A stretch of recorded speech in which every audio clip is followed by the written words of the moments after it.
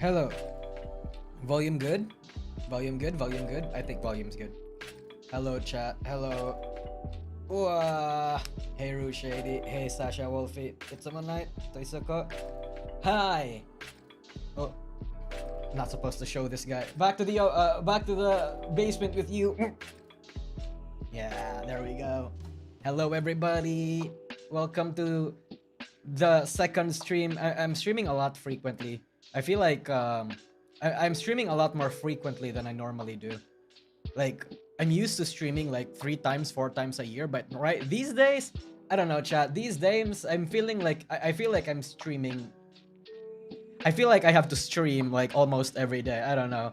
I understand now why Kayla thinks, or why Kayla has a sort of addiction to streaming now. I have no idea. It's really interesting. EO Flesh, exactly, brother. How's the eyes going? I can see better now, actually. So I can see literally everything without having to squint my eyes. So it's like 5% better or something. Yes, yes, yes. Also, why is the thing not rolling?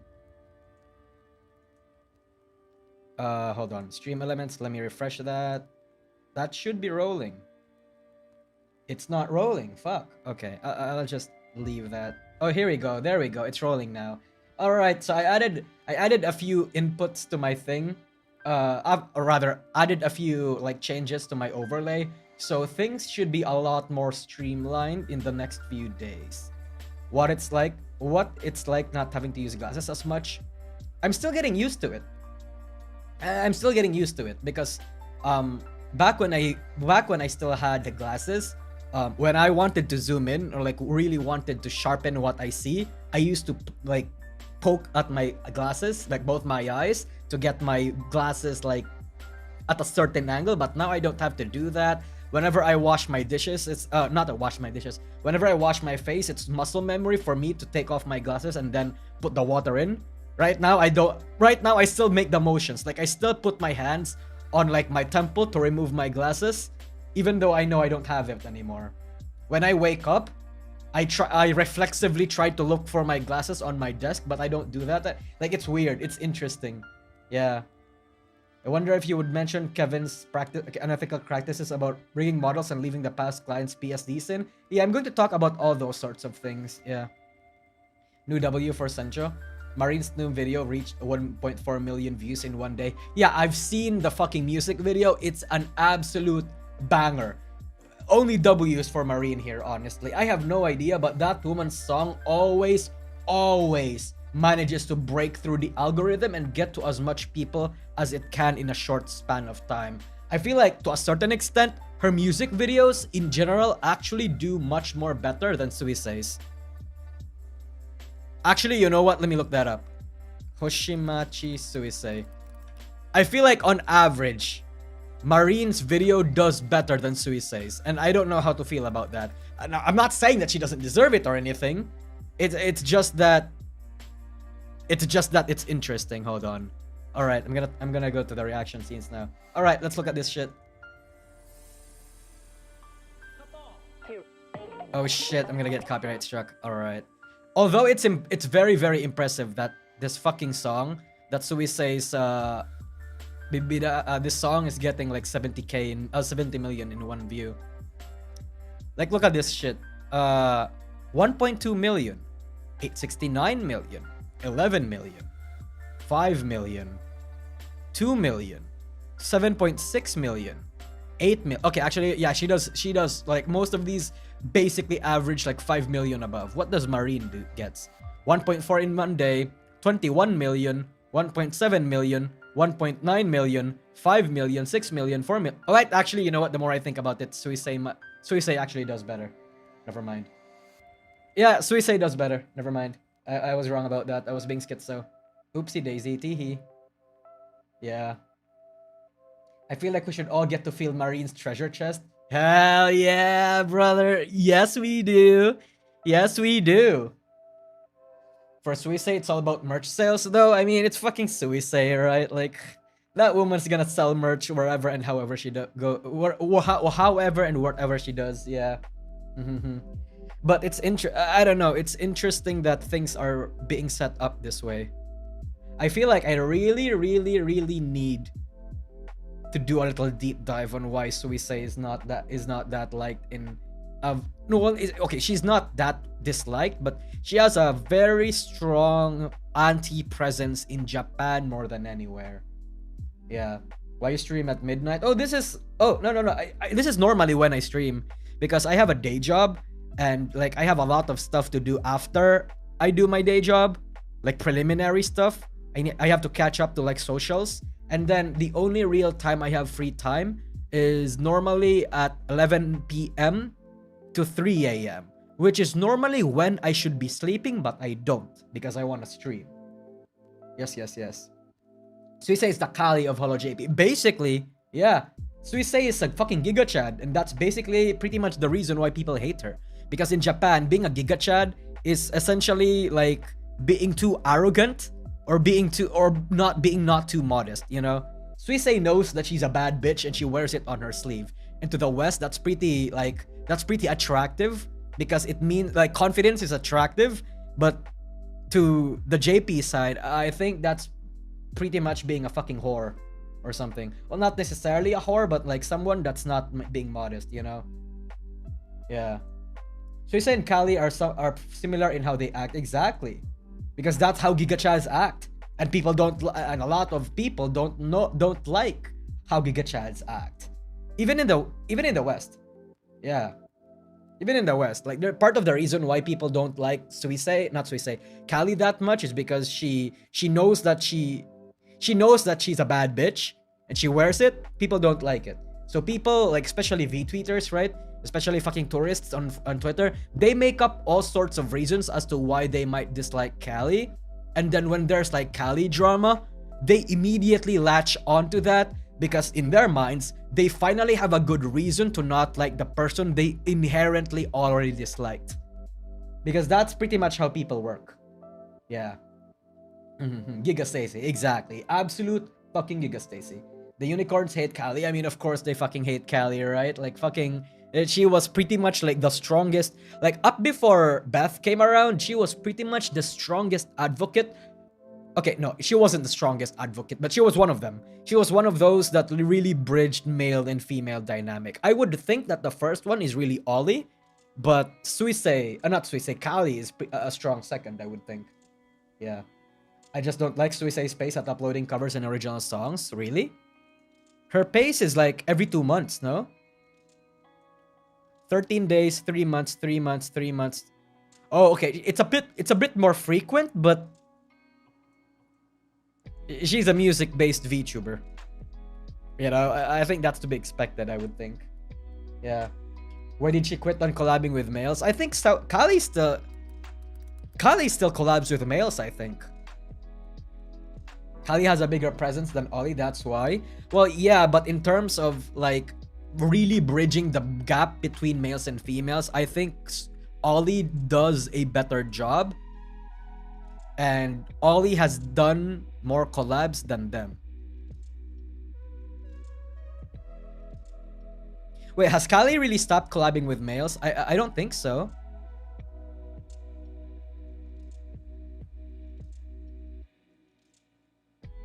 Was that Strobs? I think I saw Strobs.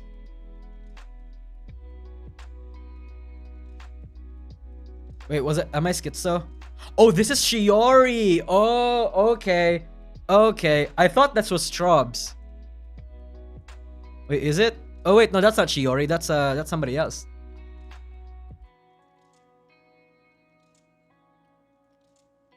Yeah, I don't know who that was. I think that was Shiori. I mean, Ollie 4 streams like 4 times. Yeah, actually, you know what? I have not tapped into a single Ollie stream in a minute.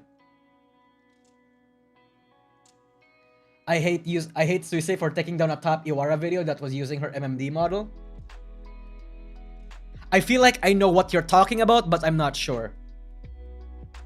There's a shit ton of Iwara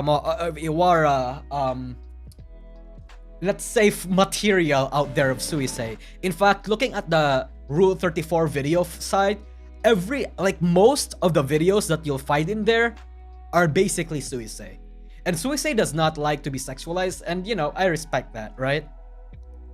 But there's a reason why those sorts of fan bases, that sort of crowd, tend to stick to their own.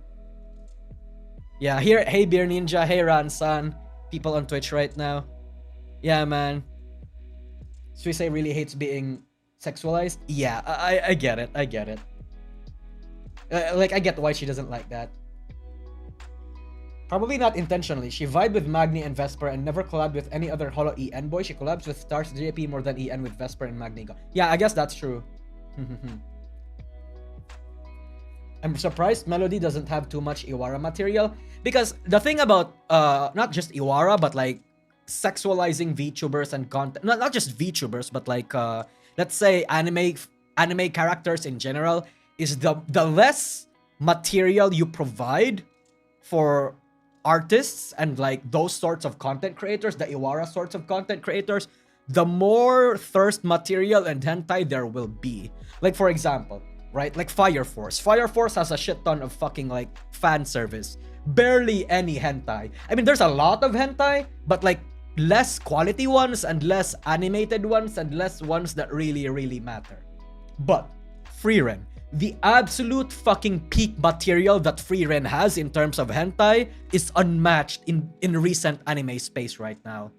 And the reason why is because Freeren barely has any hentai material. Yeah. The less you provide, the more people want it. That's like the key appeal of Suisei. And that's why, like, as much as we want to make unironic Suipis, Suisax jokes a lot, it's actually unironic. Like, people are genuinely thirsty for Suisei because because of her character and personality. Yeah. So what's gonna happen to MrBeast? We'll talk about MrBeast earlier, yeah. I wanna eat fern cake too. Me too! But the show barely gives us anything to like look at fern.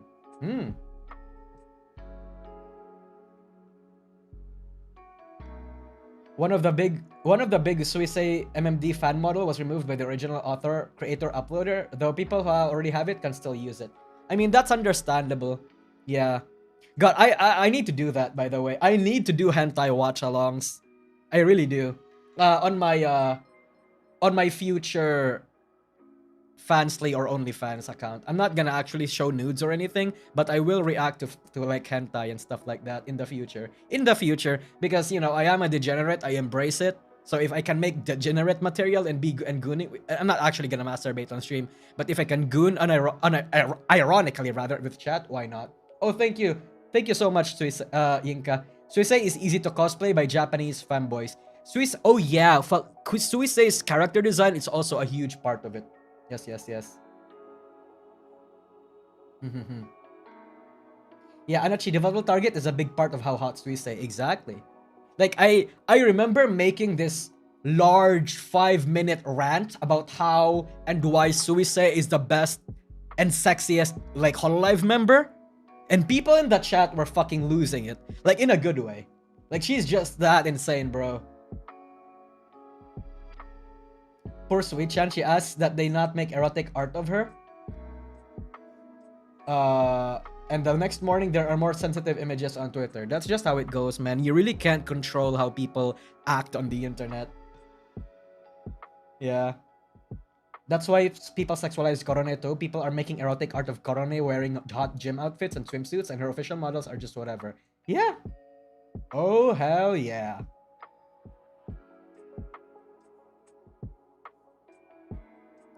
There are pretty several good males to it. Bro, you look at the hub right now, the Corn Hub, right? You look at Corn Hub right now, and you literally look at Hololive Hentai. I guarantee you, 60, not Hololive Hentai, Hololive Corn, 60 to 70% of that would most likely just be Suisei cosplays, and they're all just femboys. Like Hololive trap videos. I guarantee you. I fucking guarantee you. In fairness, what Suisei actually says is not to tag it rather than not to make it, though it's pretty clear she doesn't want to be sexualized in general. Yeah. Yeah. And Takojachis, those pervs, I just want to be that free. Yeah. In Ina's case, Ina also has a pretty similar case, although it's not in terms of how how confident she is, but rather how reserved she is. Although Ina has a very goonable model, like her skin is out there, she leaves nothing to the imagination. I think her comfy attitude and her demeanor is part of the reasons why people absolutely go ham for her. Yeah.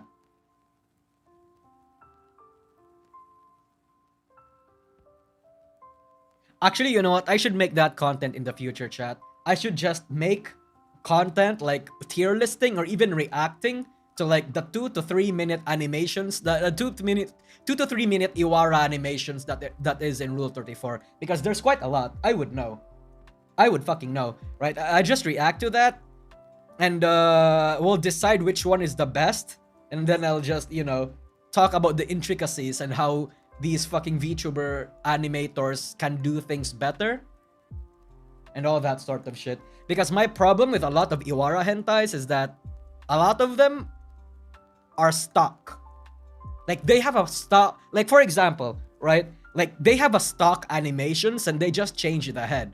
So let's say it's a Gura hentai, it's a Kiara hentai, it's a Mori hentai, it's a Kali hentai, whatever. Or there will be fucking 4 animations on those three models, and it's all the same position. It's all the same sound effect. Literally nothing changes aside from the head and maybe the sides of the boobs. That's it. That's it. And I don't think I like that. I think that's lazy, but at the same time, people gotta eat. So I understand it. I understand where people are coming from when it comes to that sort of shit. Yeah. Mass-produced slop hentai. Exactly. And I don't like that. I don't like mass-produced hentai. I really don't. Because, you know, I'm not saying I'm picky or whatever, but I just cannot stand that shit. Like, there's a reason why I don't like looped hentai. I don't care how fucking cool it is. I don't care if it's made by Unity 5. Fucking the most sophisticated 3D technology is applied to this 30-second like animation, but there's literally nothing in it. It's just loop. I don't like it. I don't like it. I'd rather... But at the same time, I understand why people do it, because that's the shit that makes a lot of money. Like animation Biwix in Cornhub makes a shit ton of money uploading like 20-minute hentais, which are basically just loops. I don't know how people get off to that, but I don't. I don't like it. There are very talented Iwara content creators, just find it. Yes, there are. And I happen to know one of them. In fact, I just watched and I just saw one of their uploads like a week ago or so. Hold on, I'm going to try and find it. I'm actually on my phone right now trying to find it. I forgot his name. But there's the, actually, you know what?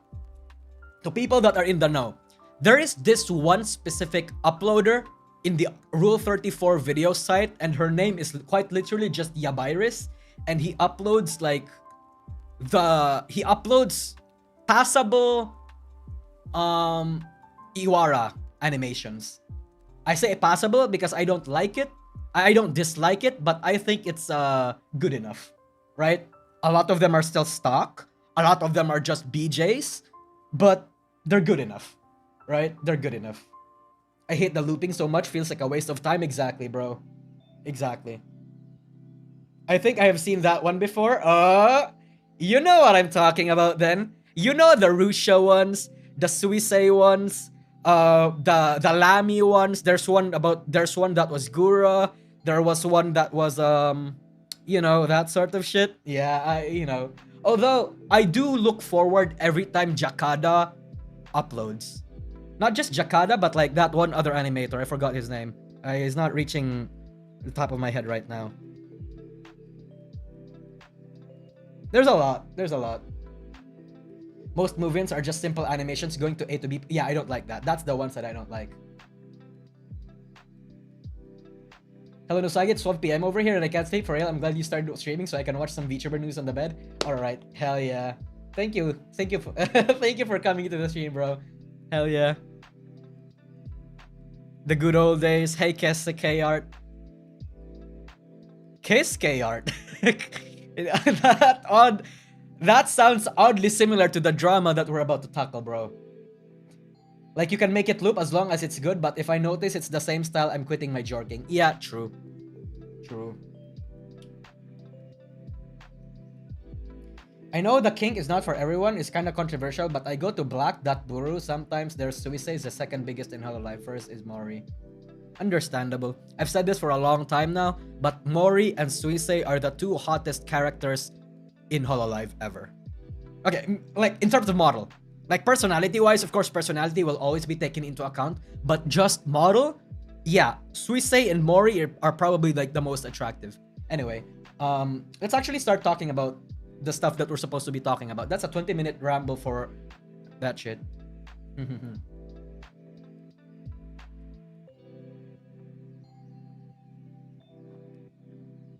Maybe -8 spoiled me with good loops and actual good left hentai. Well, the thing about -8 is that even though some of them although it's looped, there's progress. There is progress, right? Like there's a starting and a finishing scene. Like there's a scene where the guy comes, and there's a scene where there's a blowjob scene, and there's the actual sex scene with different positions, like all that sort of shit, right? And the art style is actually good, right? These fucking animation Biwix loops, bro, they're just literally like one scene looped for 30 minutes.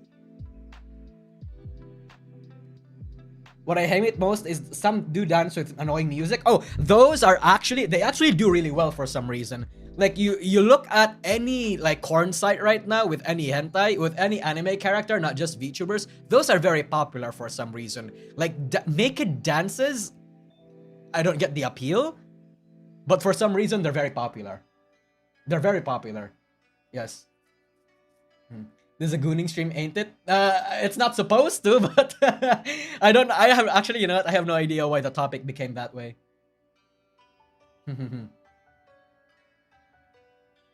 Yeah, chat, I really should make that sort of content. I really need to do it. You know what I also dislike when I like watch those sorts of content?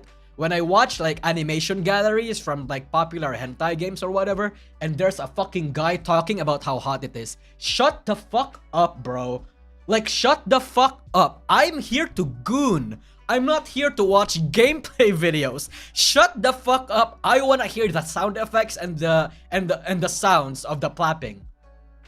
I don't want like some guy saying, like shut the, I don't care. I don't care. Play it yourself now? No! Why should I play it myself? I don't care about the gameplay. I'm here for the gallery. I'm here about the reason why I like hentai galleries is because because hentai galleries are normally games where it's a fantasy setting and where the scenarios are actually much more hot than your typical hentai and your typical like corn scenario. Right? I mean, I don't want you. Yeah, you can tell me to go watch an hentai and just read the absolute insane shit that happens in there. You can tell me to go just watch like whatchamacallit, like lewd visual novels or whatever. But me personally, I'm not jacking unless there's animation involved. If it's not moving, I'm not moving as well. Oh, thank you, Gavillian. Didn't know about Iwara. Take this as compensation. Hey, man, if you're looking for prime material when it comes to, like, that sort of shit, yes, Iwara is normally passable. It depends on who's animating it. Yes. Weak? I don't care if you're calling me weak, brother. I don't care if you're calling me weak, because I know for a fact, right? I know for a fact that you guys also think that animation shit being animated is what matters at the end of the day, right? If not animation, then that's like the second thing. Like, there's a reason why fucking everybody bitches about how Queen Bee sucks, right? Their animation all fucking sucks. And you know what? It depends. Queen Bee, I normally dip, but the thing about Queen Bee is that their scenarios are generally hot, right? Queen Bee has the hottest hentai scenarios, and I have no idea why. And like, I can tolerate their animation quality sometimes, because at least, again, there's a start, a middle point, and an ending, right? There's a start, an escalation, and then there's a de-escalation. At least there's that.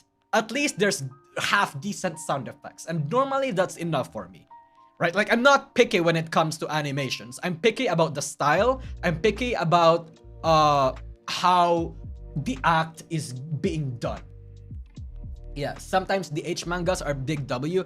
Yeah, but not really for me. I really need it animated. I need it moving. Yes. Nusagi with the philosophical conversation. RVJ, you need to clip this. You need to clip this. I don't know when I started talking about hentai, but you need to clip this.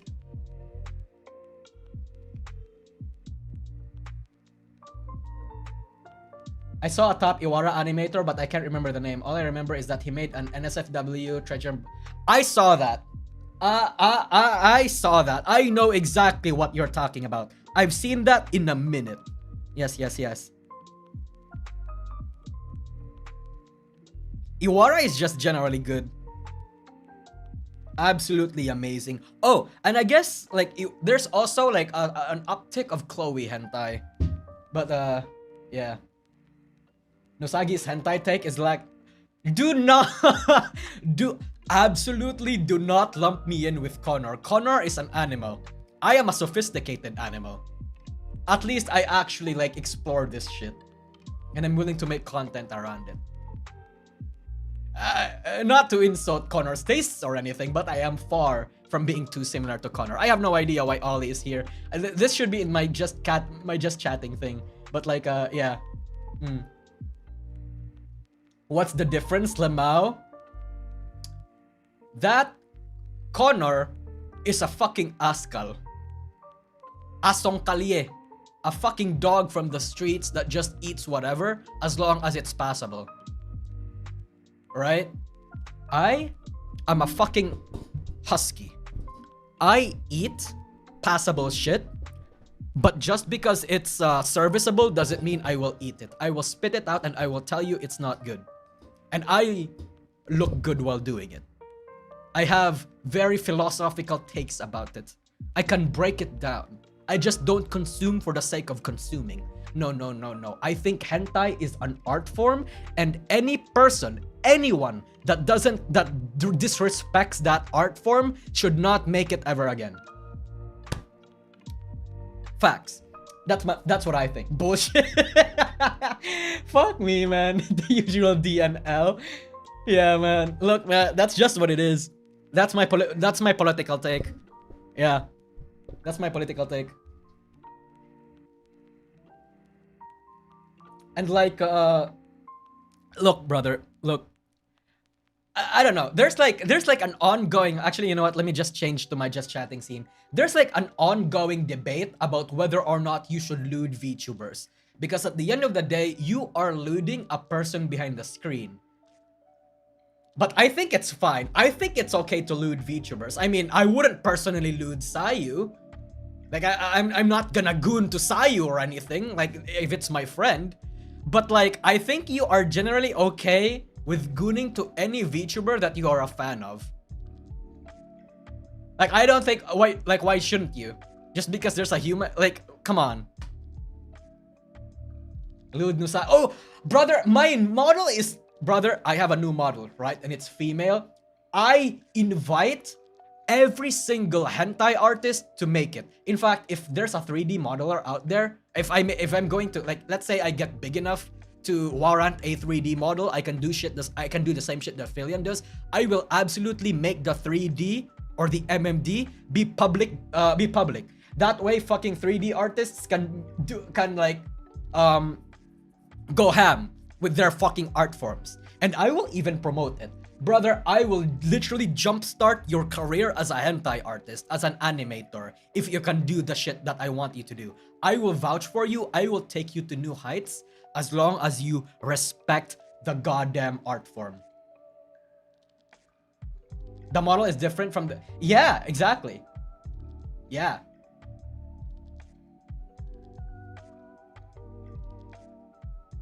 Sagi, please stop saying vibe. Yeah, I'm sorry. I'm working on that. Like, stop saying bad words every... Like, I have this tendency to say fuck every, like, 10 minutes. I literally have the has-been hotel problem where they say a swear word every 5 seconds. Yeah. As long as it's not looping, Ludsagi will be real. Exactly. Exactly.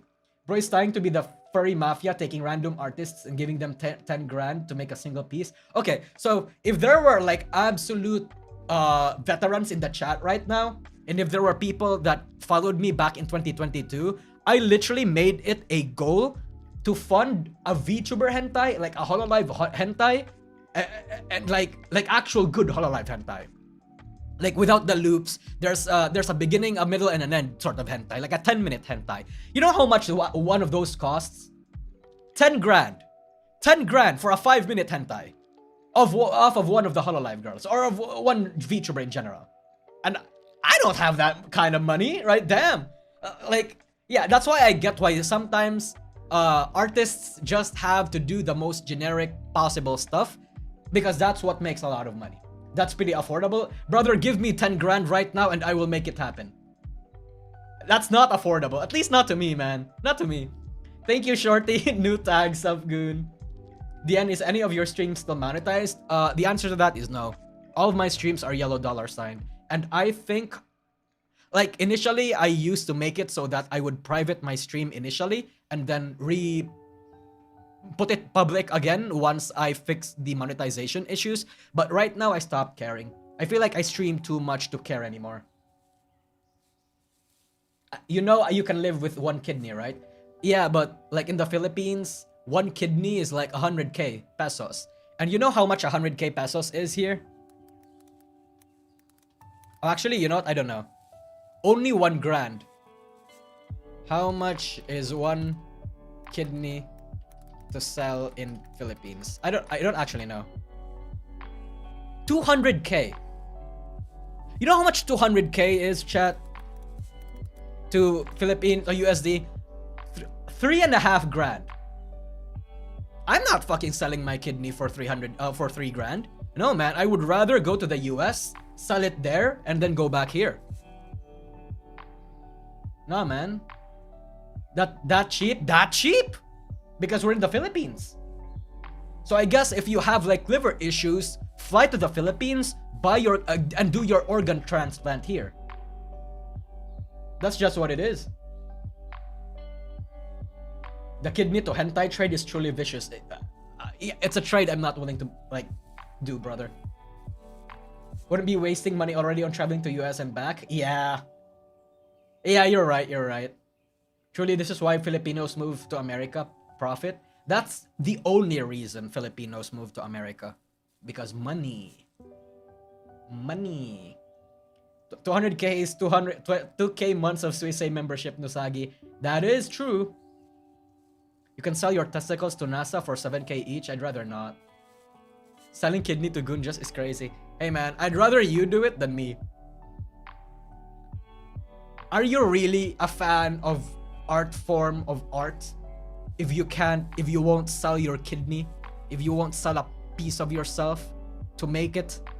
After all, the best sort of art forms require a bit of yourself, right? You need to give yourself, the best art form, the best arts in history are always the arts that has a little bit of their creator in it.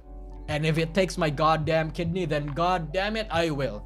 I will. Actually, you know what? How much is a kidney in the US?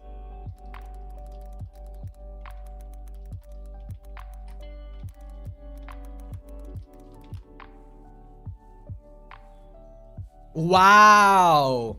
I assume this is high now because this was in 2020 and like because of how prices have gone up, I assume this is high now. Let's assume it's 500 grand. Oh, 500k USD to PHP. 29 million pesos. Brother, if I gain 30 million pesos, I would not need to work a single day in my entire life ever again. I wouldn't.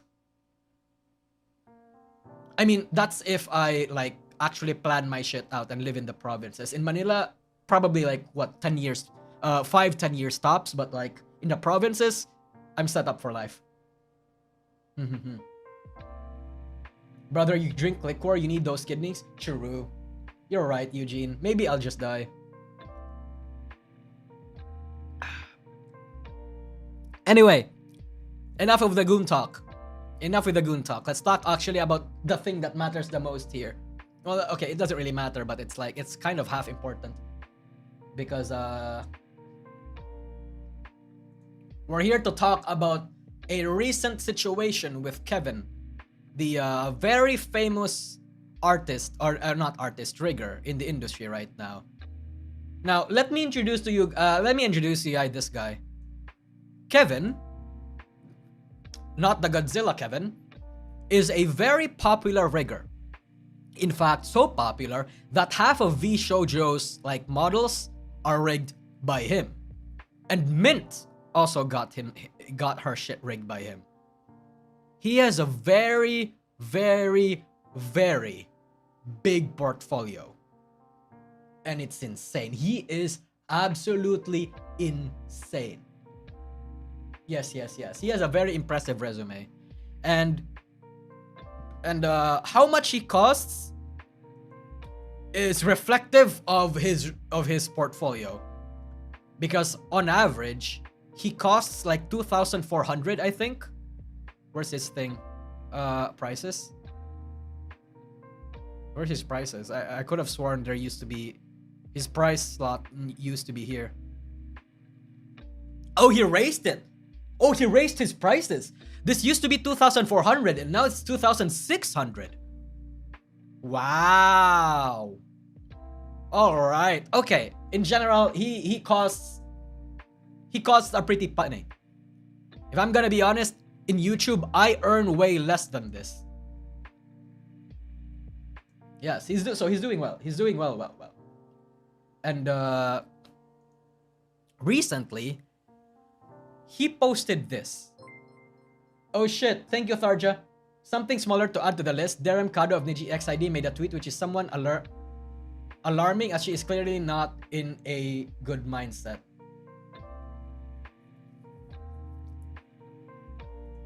I'm gonna look that up right now. Hold on. Sorry for the derailment. I'm googling it right now.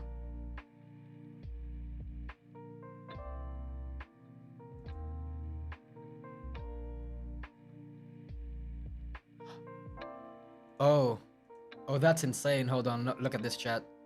Look at this.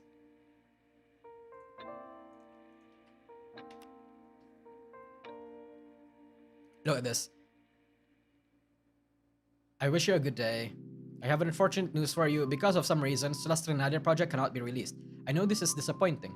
The project itself was halted because of Darem. When it's finally finished, Reza has graduated for too long, so it couldn't be released. I sincerely apologize. I was not in my best health before, hence the project was halted and eventually axed. If you have further questions, please ask any caller. I am tired of explaining something ambiguously and forcing myself to take all by myself. I love you, but I'm tired. I guess my love is weak now. I will be in hiatus indefinitely until my heart is healed. Sincerely, Darem Kado.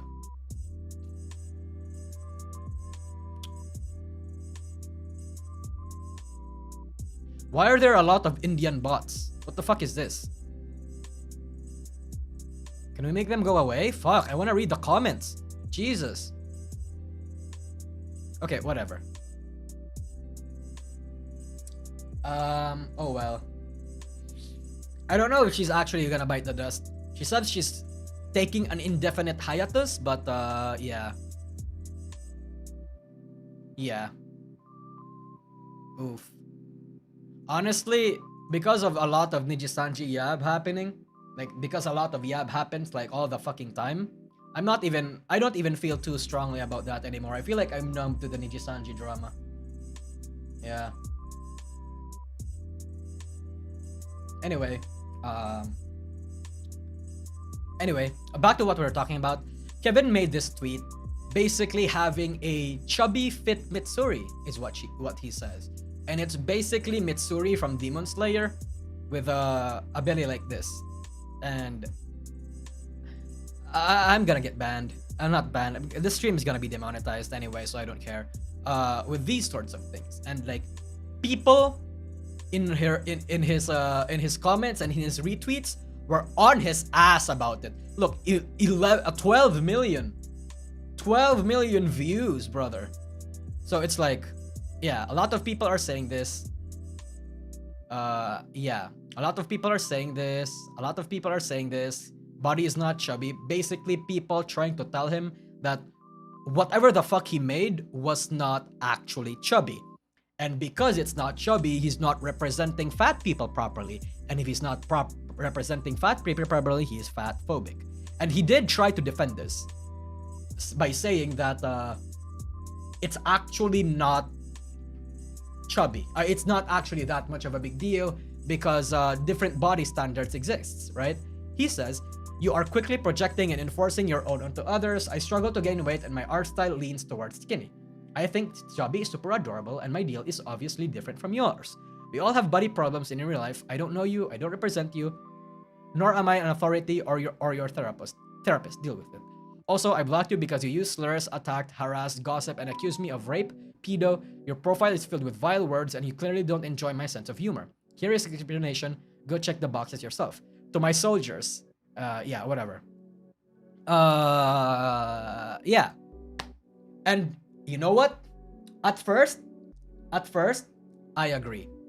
You know why? Because the people that have been like vocal on Twitter against Kevin for the longest time have always been goddamn tourists or VTweeters. People were really mad that he made a lewd rendition of Marin from My Dress Up Darling, even though My Dress Up Darling fucking did that themselves, and a lot of these other shit. Yeah, right? And you know what? For the most part, I agree.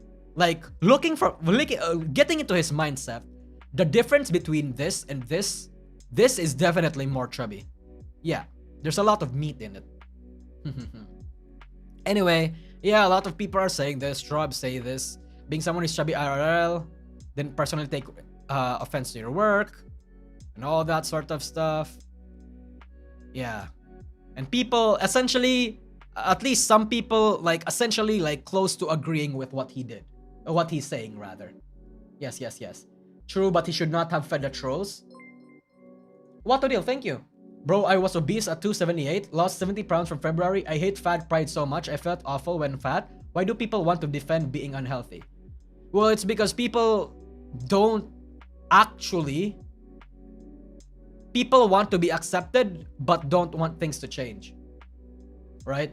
People don't want to be responsible for what's going on in their life. It's mentally way less taxing to just force people to accept who you are rather than conform or like actually do shit that's not socially accepted. And that's normally fine, but with the case of fat pride, you're actually like putting yourself in danger. You're actually encouraging for a movement that is like that can kill people. Because being fat, that's not an identity. That's a fucking that's an actual physical ailment. Not ailment, sorry. A condition, rather. Yeah. And that's coming from someone, and that's coming from me, too. What to deal? I used to be fucking fat as well.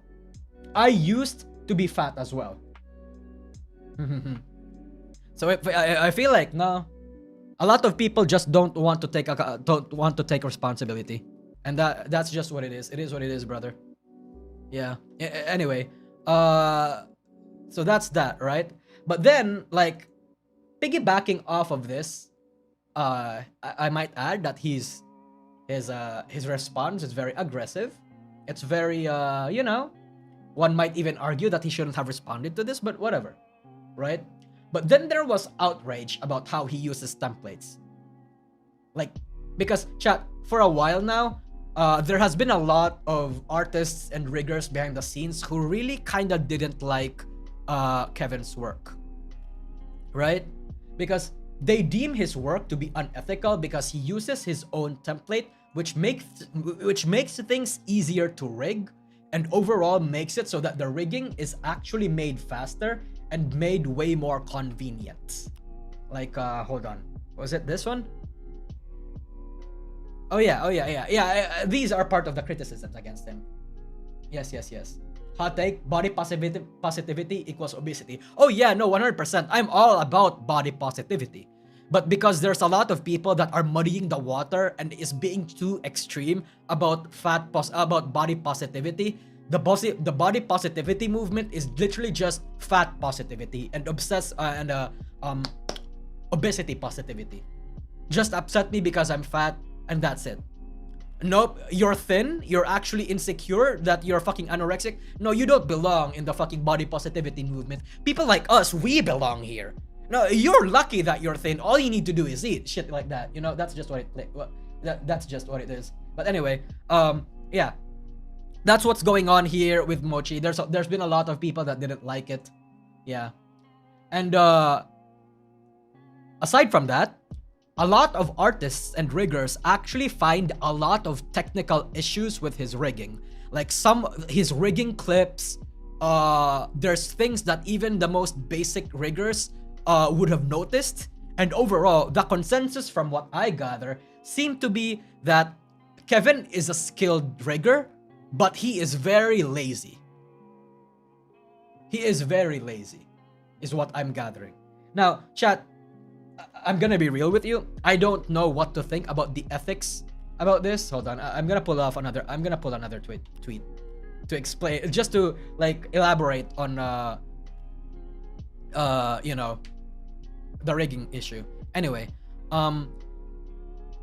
I don't know what to think about the ethics of this one in VTubing, because I'm not an artist, I'm not a rigger, I am not in the production space, so my opinions and my thoughts of it are not that valuable to anyone, right? I don't think you should look to me for any like personal like insights. My opinion shouldn't matter here. I'm looking at this from a person who's really only worked with 2 riggers as Nusagi. So from an outside point of view, I get it.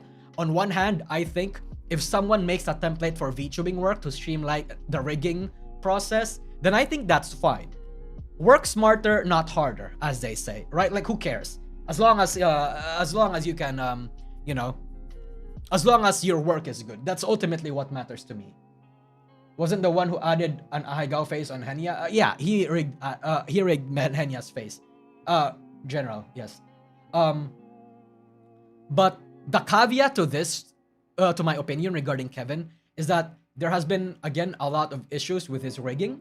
Again, clipping is common, and he apparently doesn't clean it up for a few models, as what a lot of people are claiming right now, and he's not transparent about it. He doesn't disclose to his clients that he has his own template.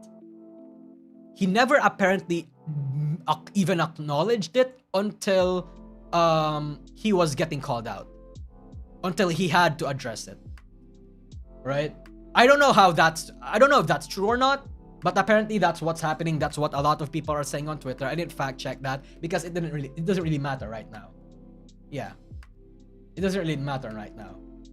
It was never really brought up until he got called out by a lot of these people, to a point that Nanoless, a very well-known artist in the industry who rigged big shots like Iron Mouse, made like a big stink about it, saying, "I hate this because this should be the original chest and he modified it without my knowledge. I clearly state that I offer free fixing for the rigger until model is done and good."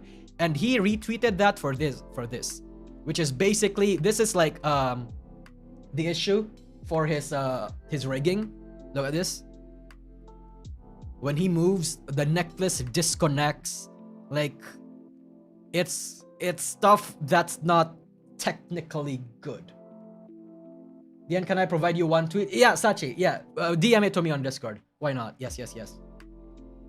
So anyway, Nanoless called him out on it, and then a shit ton of people that worked with Nanoless and has worked with I don't know if they worked with Kevin in the past, but a lot of people have responded to this. This is Kevin's reply. "I love your work. I was not in direct communication with you. I fixed the pearl immediately after I noticed detaching because body X reverse is enabled and I forgot to test it. I gave you the reason about boob shading with video explanation. I was willing to update it and you said so too. I've been waiting for your reply. This is something you brought up because I questioned it. I was willing to fix it, but personally I just gave up. You're correct, but thank you for your servings. This will never happen again." So so basically saying, yeah, I'm not gonna work with you ever again. We collabed many times before and we are both satisfied with our results. I don't want this one-time reason made you grow hostile on me. I worked hard on this model. I still love your work. At least we could be neutral. Yes. Kevin, I'm gonna say this as nicely as I can. You're immature, lazy, and shameless. First, you shift blame onto Nano for not seeing your tag post, and then you act like it wasn't a big deal because Mousy was happy without knowing that you ripped her model apart. And then again, Yoklesh, a very popular VTuber artist and rigger, also had this to say. You butchered the pearls, enlarged your breath, removed half the in-depth shadows that made it look 3D from the chest, and even cast shadows on the hair strands. You modified the art heavily. Basically this. Just own it, man. There's nothing wrong about using marine model as a rig template, but lying about it and deceiving your clients and followers, plus charging a full rigging price is a different story. Yeah, in general, I think that's what I saw a lot of people pivot to. Because again, I don't think there's nothing necessarily wrong with using a template, but it seems like... But I think like actually butchering a model, like changing it, you know? I was on Kevin's sides until I knew about this, honestly, chat. That's my take on it. I was on Kevin's sides until I knew this. Yeah, Hexa made a tweet. Oh hey Rima, I didn't notice you. Yeah, Mouse is on the crossfire. Yeah, Mouse is on the crossfire because this is Mouse's model. So this is Kevin's like rendition of the model, how he changed things. This was the actual art, which as you can see, there's a lot more detail on the actual art that Nanoless made. Yes. It's insane.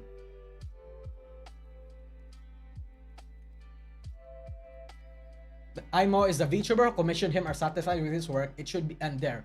All the people who are trying to all him out to the people who already commissioned him is unnecessary, Imo. Well, yeah, I would agree with you, but Nanoless, someone who has worked with Kevin, was the one that like made a whole song and dance about this. And Nanoless's opinion as an artist and as a VTuber is pretty valued.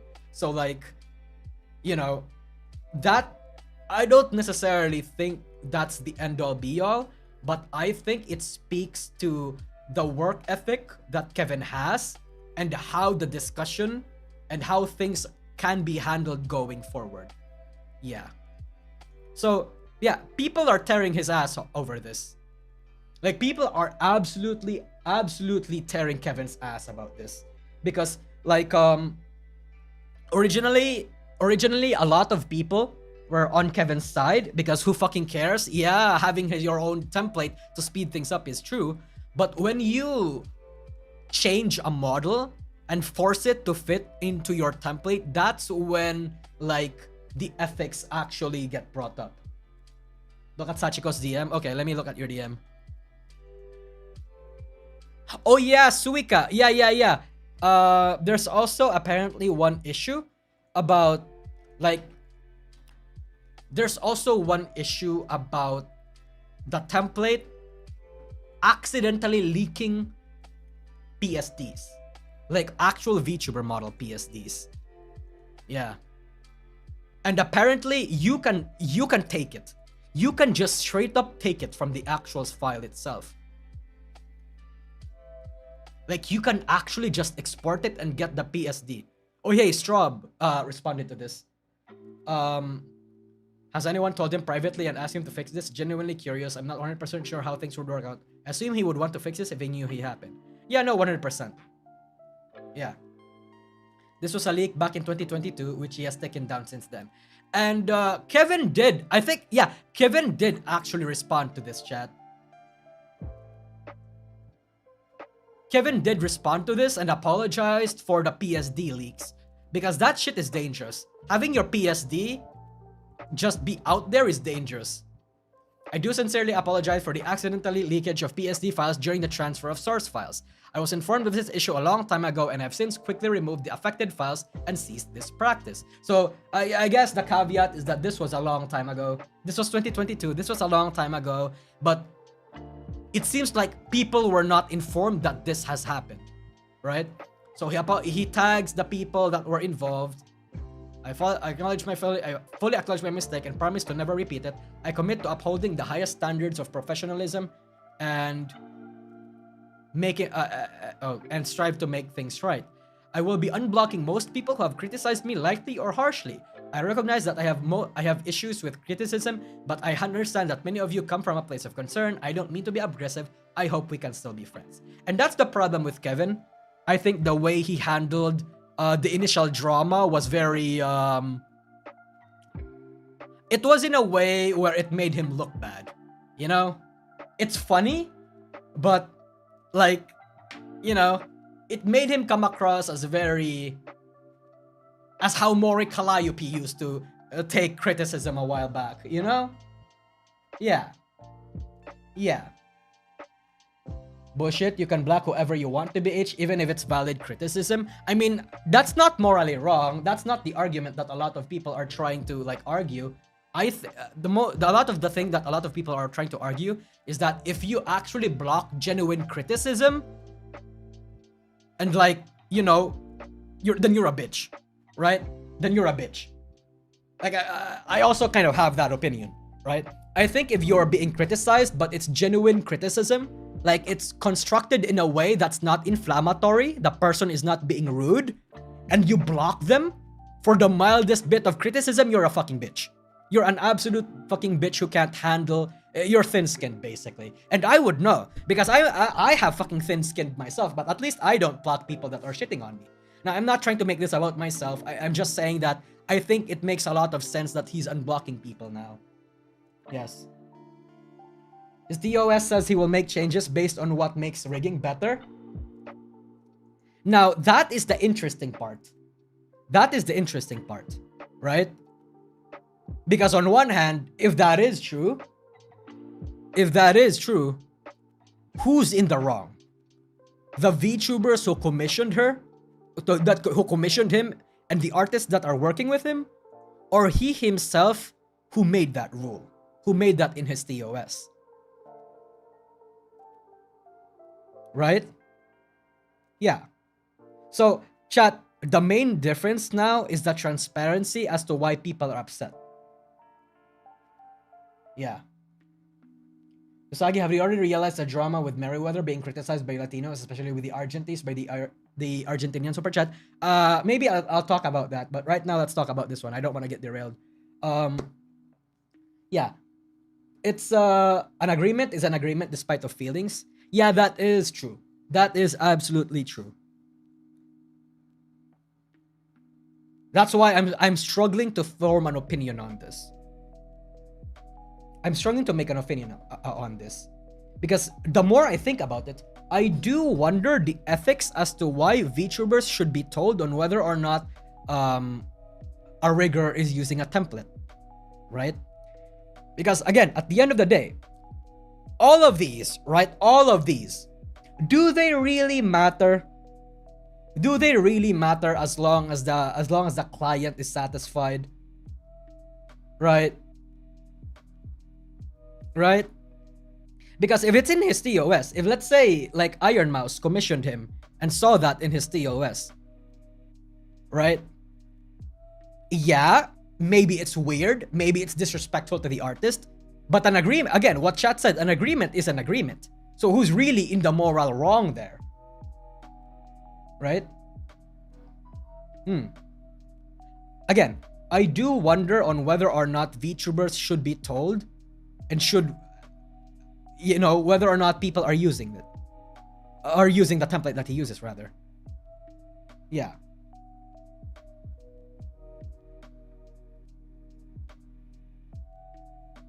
I think that's interesting.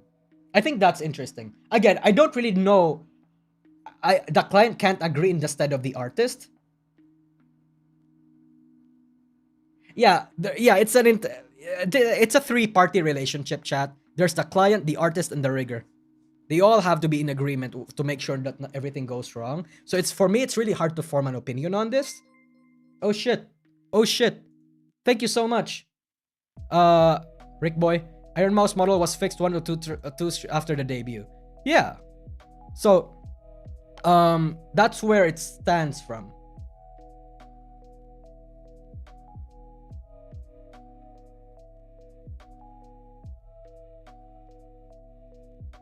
This is the sort, chat, I'm just gonna be real with you. This is the sort of drama that I'm interested in. Right? Because it's these sorts of drama that dictates the ethics and the way people do things in the industry. The unspoken laws, all that sort of stuff.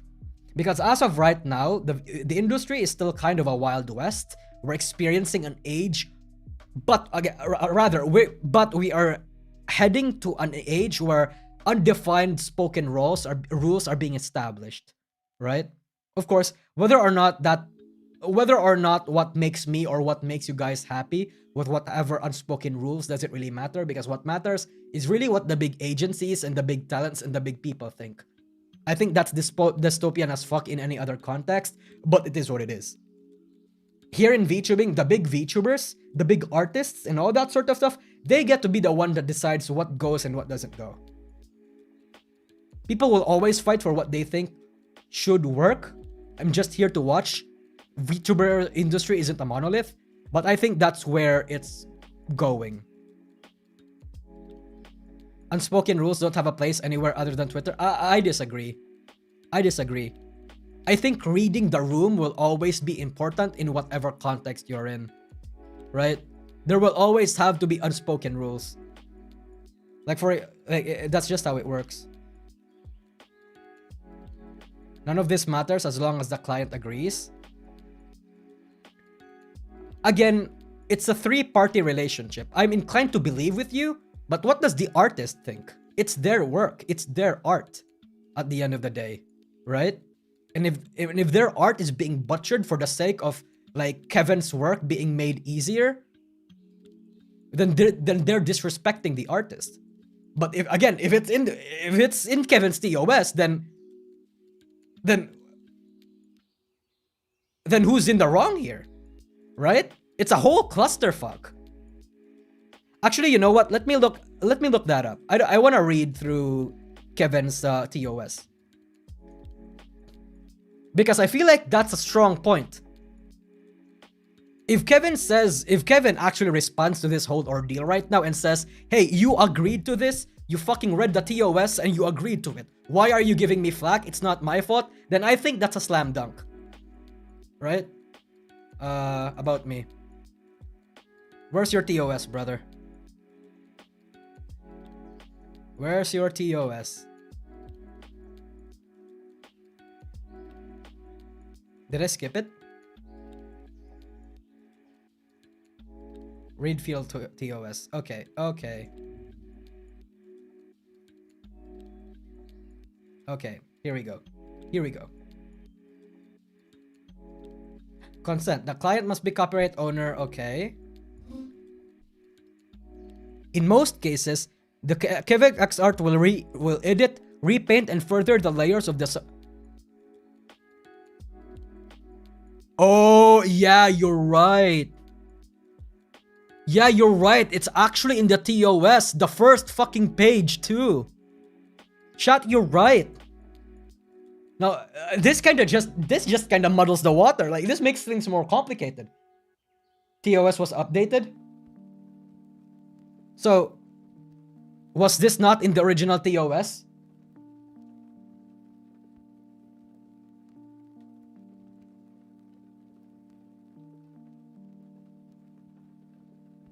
It's been there originally? Okay.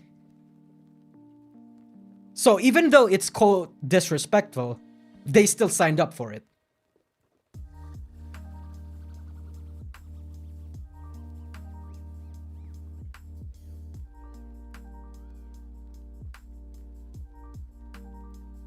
I'm telling you, it's all because of the chubby tweet. Yeah, the chubby tweet basically escalated this. It's like how fucking people are now exposing MrBeast just because of the Chris Tyson situation. That's basically just how it. That's how drama goes, chat. Whenever it rains, it pours, right? Like whenever there's everybody has beef against each other. Not each other.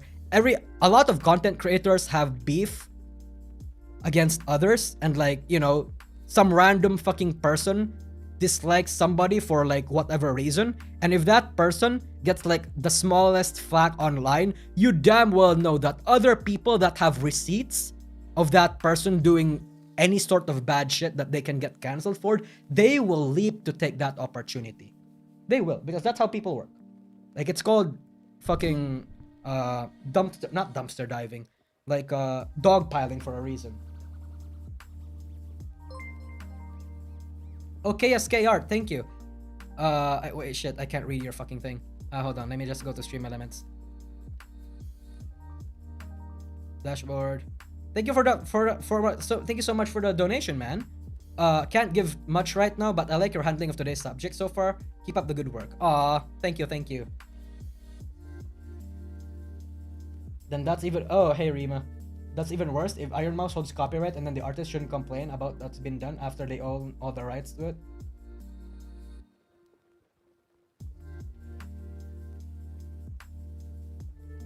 Look, I'm just gonna believe whoever in the chat said that they signed up to it.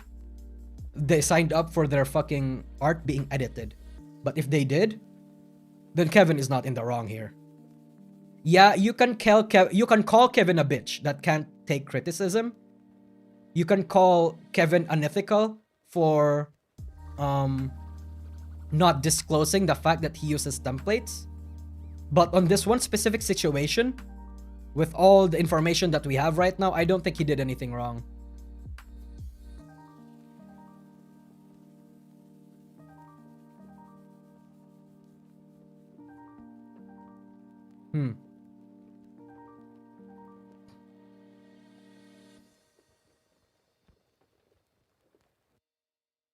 It's a different story if Nanoless or like the artist actually are the ones that own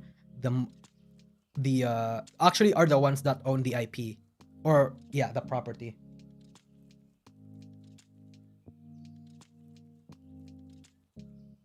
He leaked PSDs on a sold asset. That isn't wrong. Oh yeah, no, 100%. That's wrong. Yeah, I just said that. No, 100%. He fucked up there. He absolutely fucked up there. Because right now, the thing about Kevin right now is that he's accused of multiple situations, on multiple counts of like of drama, and individually, sometimes on some drama he's in the wrong. A lot of them he's in the some of them he's in the right. So for example, the rigging template. The rigging template, nothing is necessarily wrong. But if you're making basic newbie decisions and you're being super fucking lazy and you're charging a premium for it, then you don't deserve the price that you're charging for. Right? That's my opinion on it. PSD leak, he absolutely fucked up. Yeah. That was an absolute fuck up. Yeah. Body standard. Who gives a shit? Who gives a shit? The whistle and underage characters. Now this, I don't really fucking care about. Because like a lot of people are really mad about Kevin for this and it's like, brother, who cares? Right? Who cares? Because like, a big and interesting part about the initial drama is that there was an outrage about him using underage people, which is Marin off of a reference, right? And making a Lolikami Requiem asset. And I think that's fine. Whoever is like giving him shit for that is absolute tourist behavior. Right? That doesn't, who cares? And he made this tweet as well. Hold on. I want to show you guys this. Where is it? It's really the real important things to talk about here are really these three. It's the rigging template, the PSD leak, and the body standard. Who gives a shit? It's really the rigging template and the nuances about it. Yeah. The story isn't about being lazy. It's being incompetent despite being that skillful. Skillful people are mostly, yeah. It's when they get complacent, rather. Yeah. Chat. Look at this. Look at this.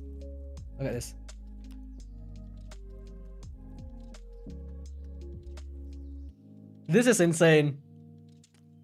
Yes, I'm bragging. I developed the most advanced template tool way ahead. This is just a small glimpse. It saves me 10 hours of work. Learn a tip and build your own templates and rigging style, which I absolutely agree with. You should build your own fucking rigging style. Riggers, pay your taxes and save for retirement before AI replaces us all. I have 6 years of experience and worked a full-time with Netflix, Disney, and Epic Games as a concept artist with Unity 5 3D artist before, and while learning Live 2D, Little kids playing with their drama, trying to cancel me. Get on my level.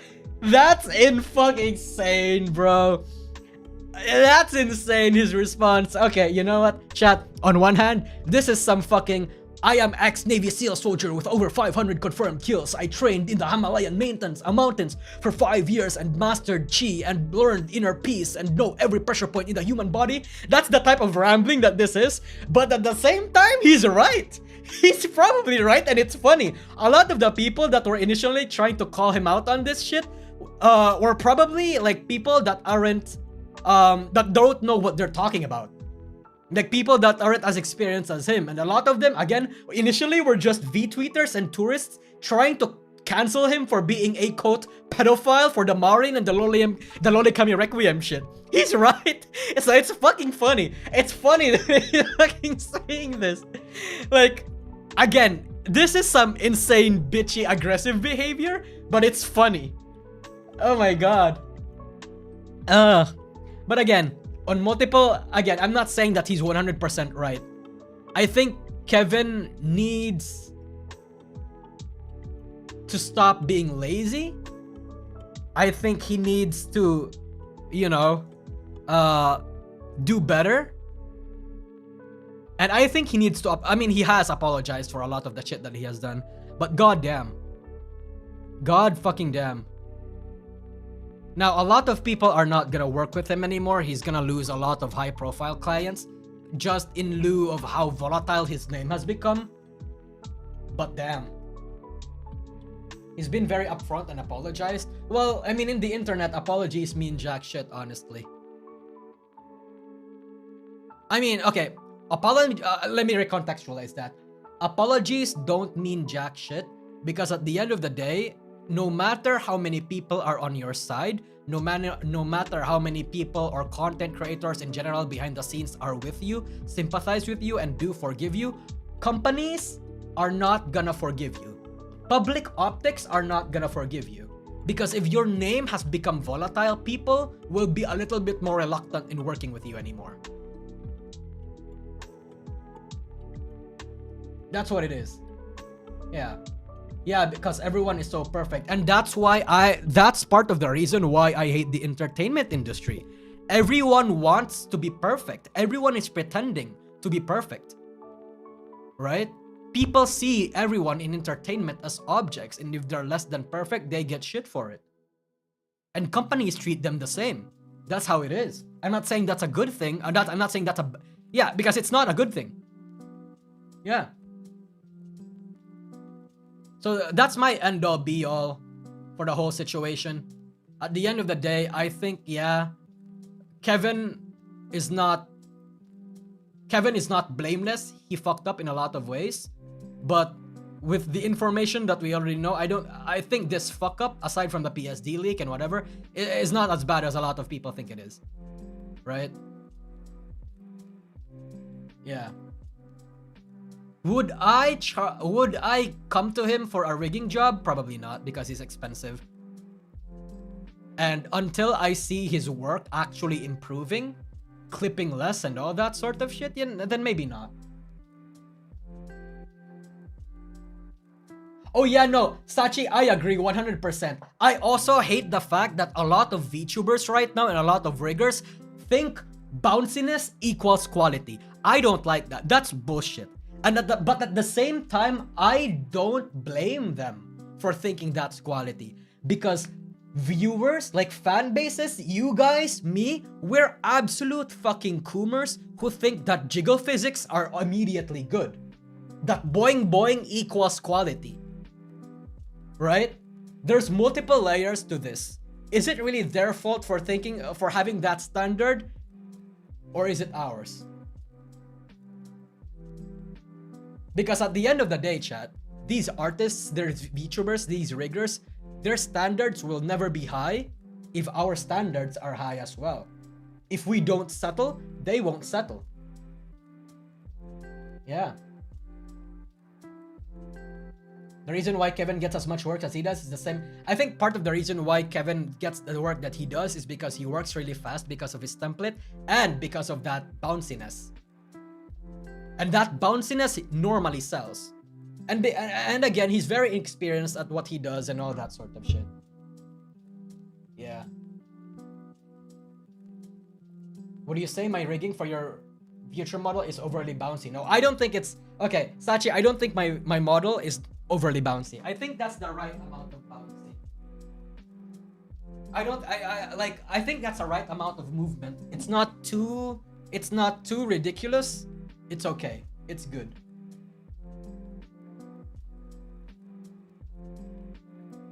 I never saw or understood the hype of having large breasts / jiggle physics on VTuber models. Oh yeah, I don't either, but that's because I don't like boobs. I'm not a boob person, I'm an ass person. So I never, if someone has jiggle physics, I normally don't care. I mean, I superficially care. Like for example, Kiara has like very jiggly, squishable tits on her 3D, and I was like, ooh, awooga, sex, hag, fucking breed this chicken woman, orange woman, ooh, sex. Yeah, sure, I do that, but seriously, but IRL, like actually, like if I turn off my schizo, I don't really care. Right? I don't really care. Yeah. I'm more focused on fluid motion rather than bouncy. Yeah. Yeah, exactly.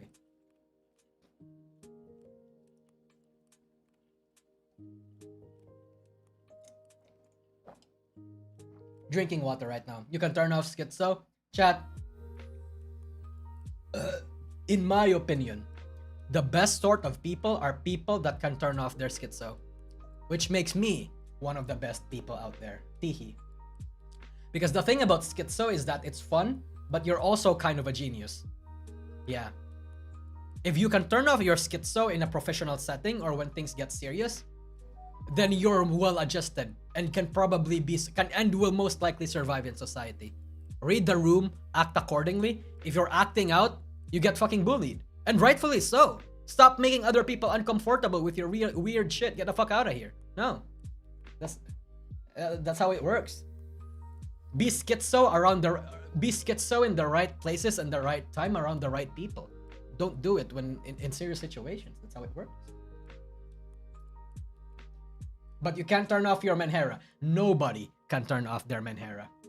Nobody. Opinion on her chubby character not being actually chubby. So you know what? If you want me to be real, I never actually thought about it that much. So this, oh wait, let me give this. Oh fuck. Can I?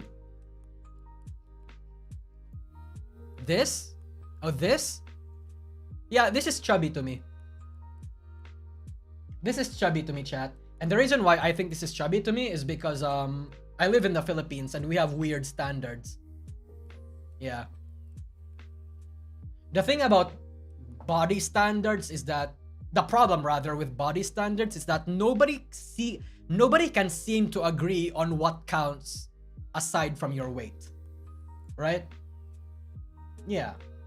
That's not chubby, that's plump. I mean, yeah, I can agree with you. It's just that because I'm raised in an environment where this is considered chubby, then to me, that's chubby.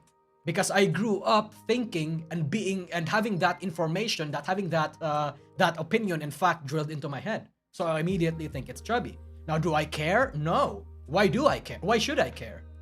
Right? I mean, if I was a girl and I was like super fat and I think this was misrepresenting what thinks is chubby, I would probably care. But like, I'm a male. I'm a man, so I don't care. My future model shall have great bouncy antennae. Valid. Healthy should be the standard. Check with your doctor, and that's your standard. I mean, if you're healthy and you have a body type like this, then who cares about what other people think? I think that's the end all be all. What's the difference between chubby, thick, fat, and curvy? And wouldn't fatter characters should have more jiggly physics? I mean, it depends. It depends. The thing about Kevin is that he adds unnecessary bounciness to like fucking high school DxT levels, which doesn't really look good in my opinion. Yeah, I've seen some of his rigs that don't really look good.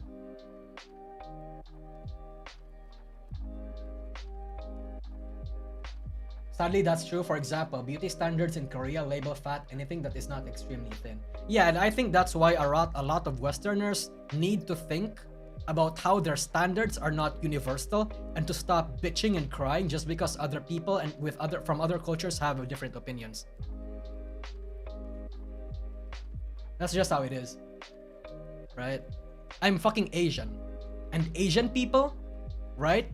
Asian people are normally like slimmer and smaller than the Western average and the Western standard.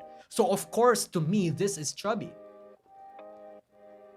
I don't think people should be offended over this, but that's just me. I love how Kevin's hair looks like a wig. Yeah, it 100% looks like a wig. Yeah, no, 100%. This doesn't even look like Marin, if I'm gonna be honest. Korean beauty standards are insane though. I mean, yeah, I'm not using Korean beauty standards. I'm using like standards from other cultures in general, not Korean. Yeah, I agree with you. But at the same time, I think Western, when you look at it from a pop culture point of view, I think Western standards are also pretty fucking insane, right? Yeah.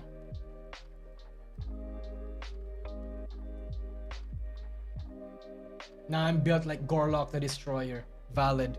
Hey man, if you're built like Gorlock the Destroyer and you're happy with it, you're not fucking harassing other people for it, and you're not causing problems for anyone, good for you.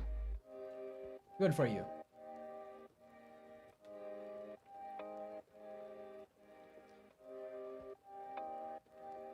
Hold on, let me look at my Twitch chat. I haven't looked at my Twitch chat for a while. Clients like boing boing, so that's what's going to be displayed for window shopping and provided to the client. Yeah, exactly, Kxvart. So yeah, that's my take on the Kxvart situation. That's my take. What do you guys think? Again, it doesn't really matter what I think, chat. I'm not a rigger. I'm not an artist. I'm not personally offended. I don't have a stake in this. This is an opinion formed from an outside point of view.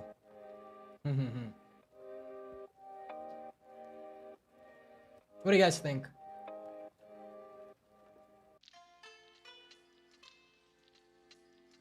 Oh, this whole drama, I mean.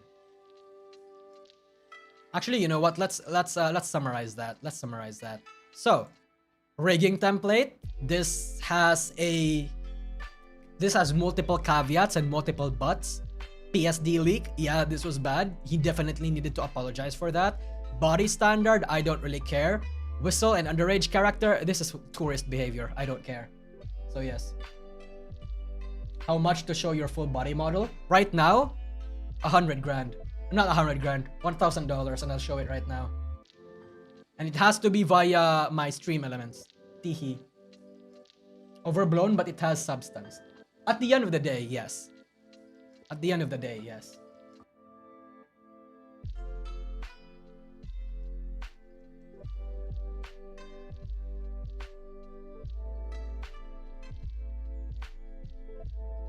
He's not faultless, but he's done nothing wrong. Okay. I don't think he's done nothing wrong. I think, I don't think he's done anything wrong. I mean, if he's being lazy, and he's charging fucking 2,600, nah, man. Nah. Nuh-uh. But that's just me.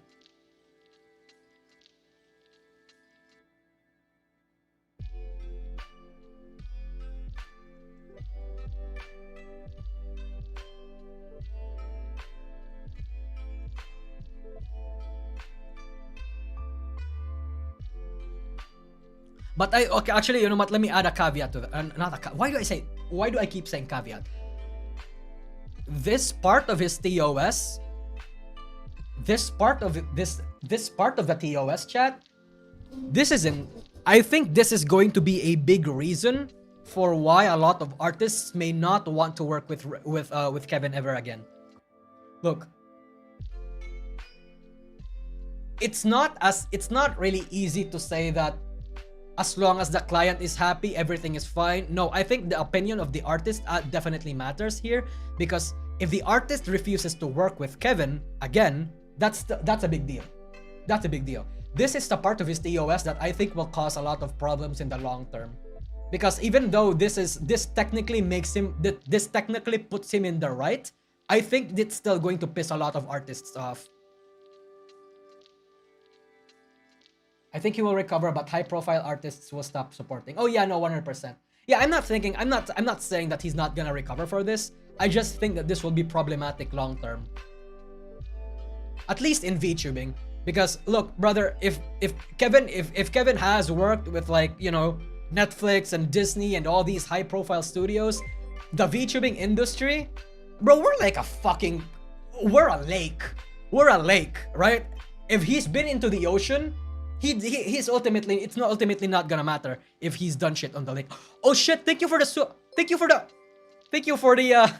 not the super chat. The donation, Nee. This whole Kevin situation is literally a nothing burger. Twitter artists are so entitled and tear each other over the slightest thing. Also show penis. I'm not gonna show the penis, but thank you.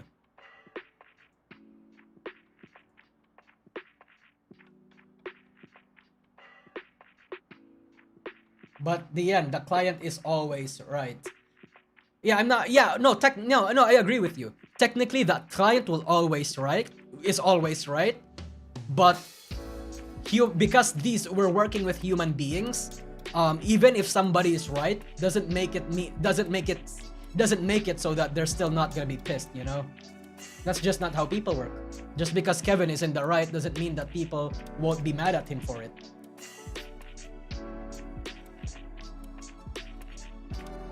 Yeah.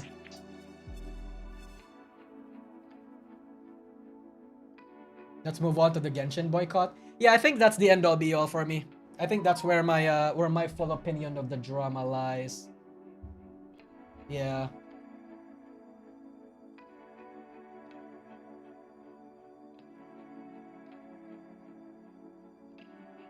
Hold on. The customer is not always right. Yeah, 100%. People don't know what they want a lot of the time. The shoujo girls will stop working with him like the mafia they are. I don't know about that. I don't know. We'll see. We'll see, I guess. We'll see. If the artists that V Shoujo works with don't work with him, I don't know. Because again, chat, VTubing is a very political place. Not political as in like right-leaning, left-leaning shit, but like, you know, actual like government politics. Political as in like people won't work with you unless, like, you know, they're okay with this. Like social politics, people have to step on eggshells, like all these sorts of shit. It's insane.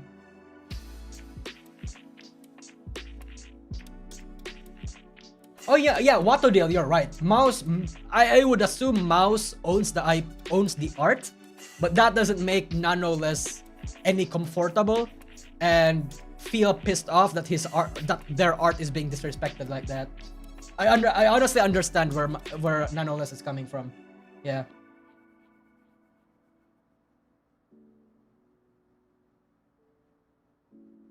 Anyway, let's talk about the Genshin Impact situation.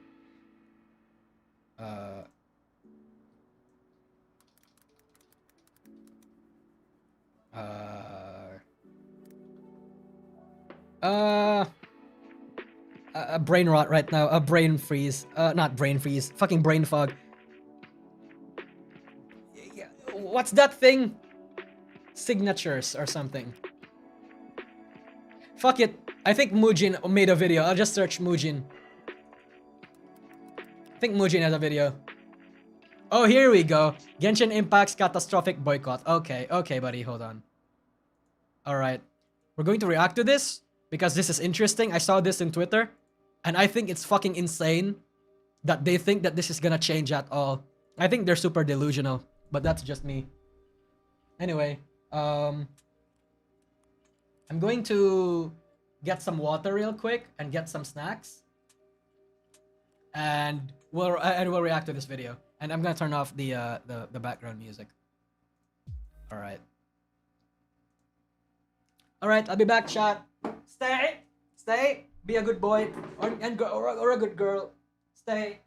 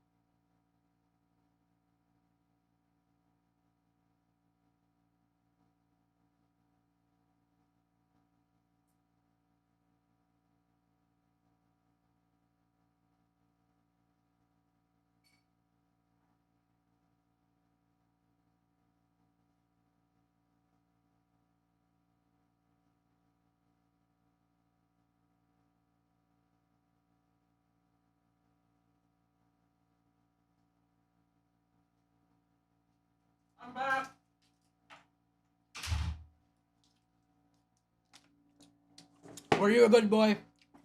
Or a good girl?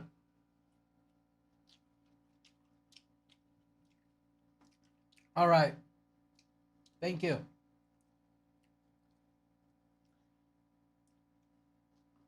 Do your own research. About what? About this?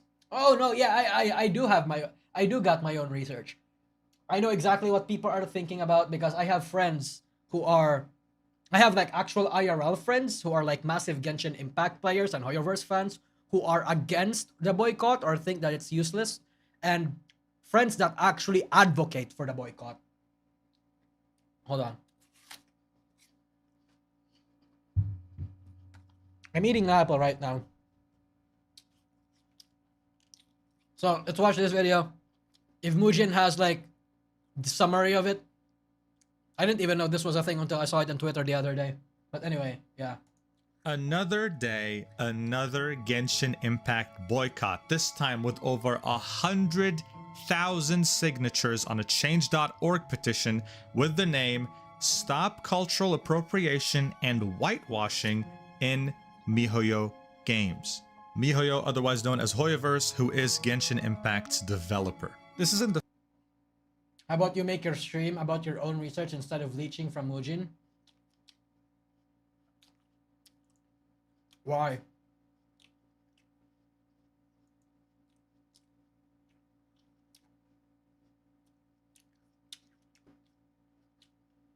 Why?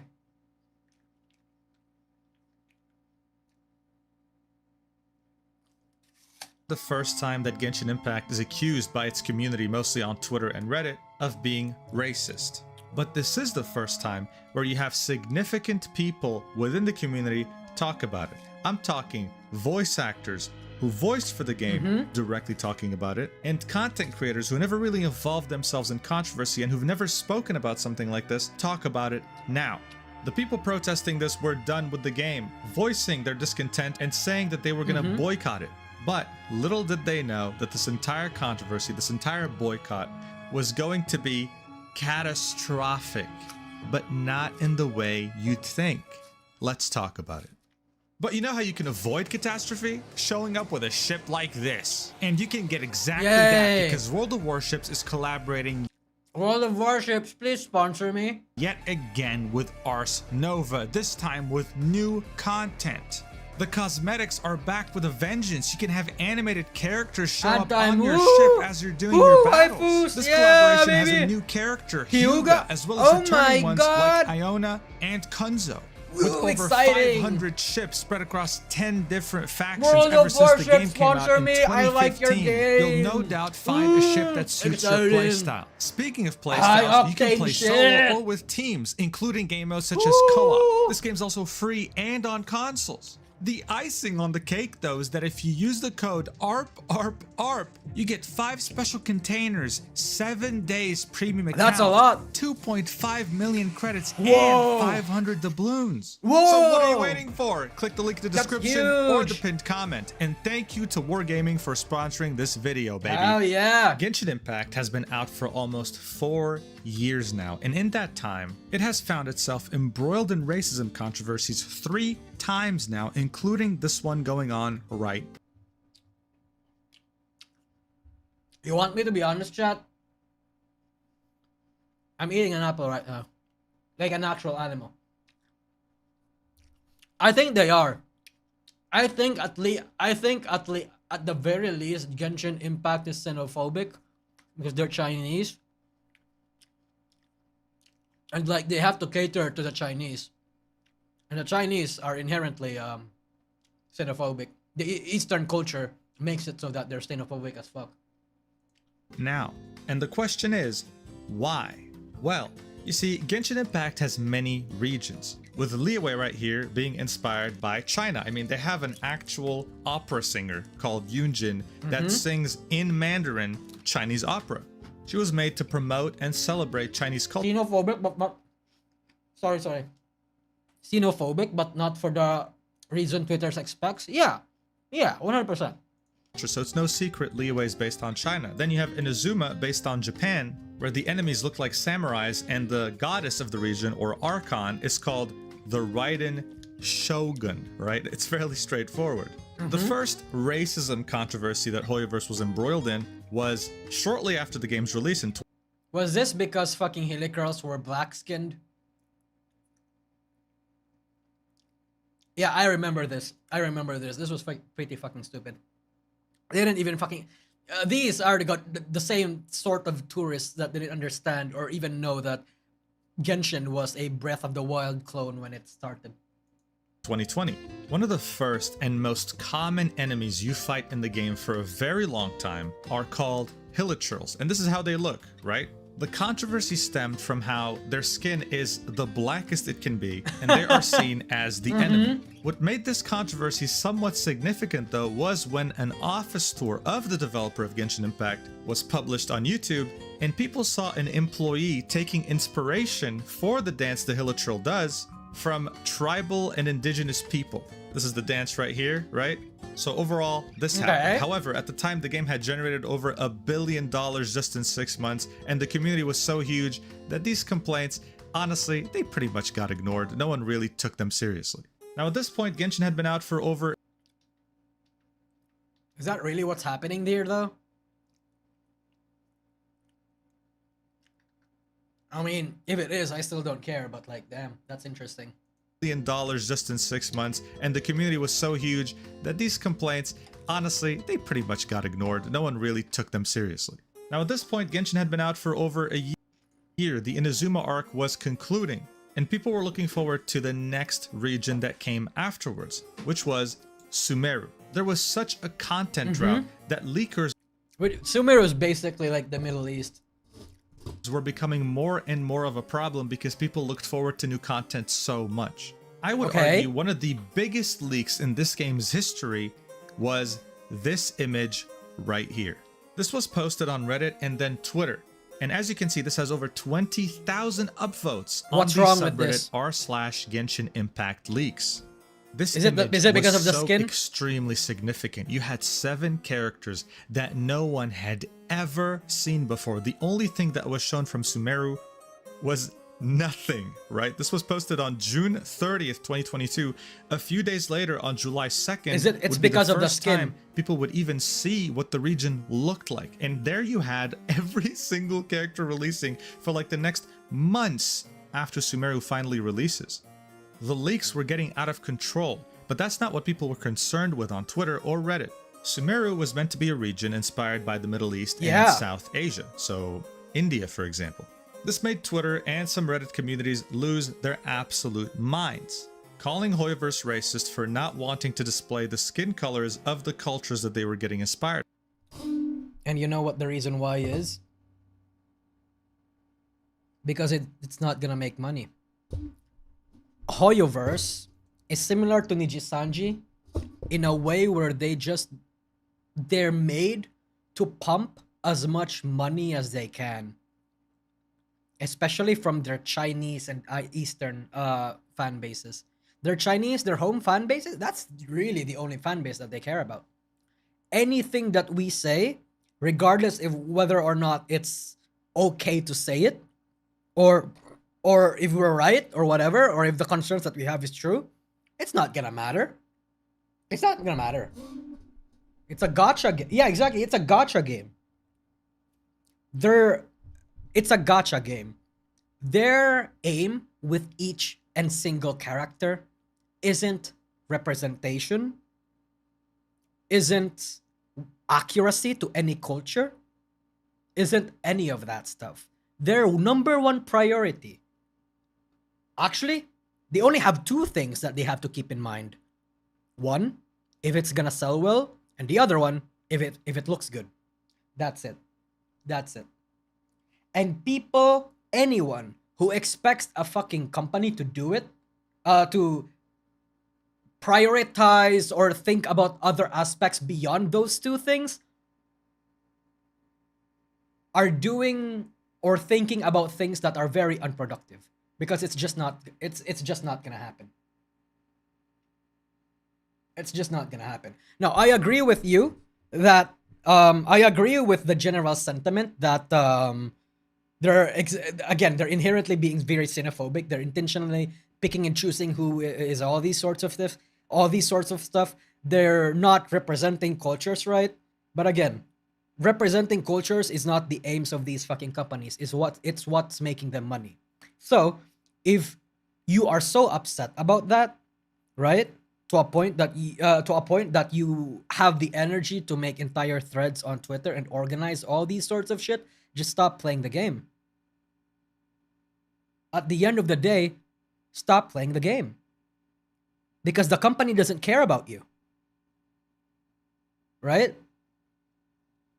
Even if I agree with you, I know for a fact that whatever I say or do will ultimately be unproductive, so why should I do it? Right? Why should I do it? It's a waste of my time. Oh, thank you, Warlord.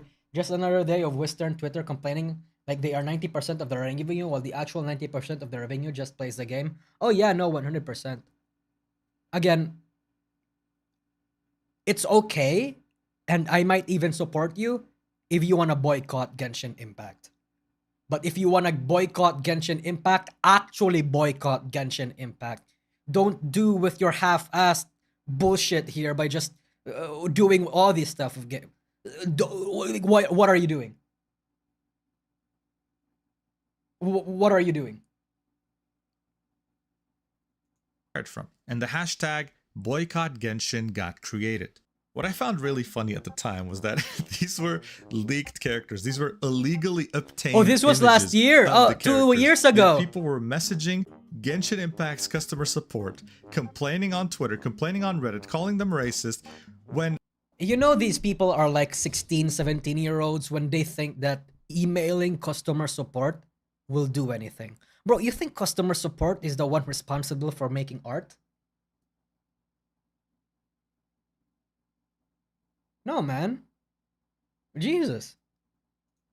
The entire foundation of their argument. Imagine though, right? Imagine your Genshin Impact account got hacked. You lost all your Primo gems, or you had an issue where your payment is not going through. Your Primo gems are not reflecting on your account, but you busted 2,000 grand for this, and customer support isn't like receiving it because they're bombarded by all these fucking 16-year-olds trying to boycott them for whatever reason. Like, imagine though, right?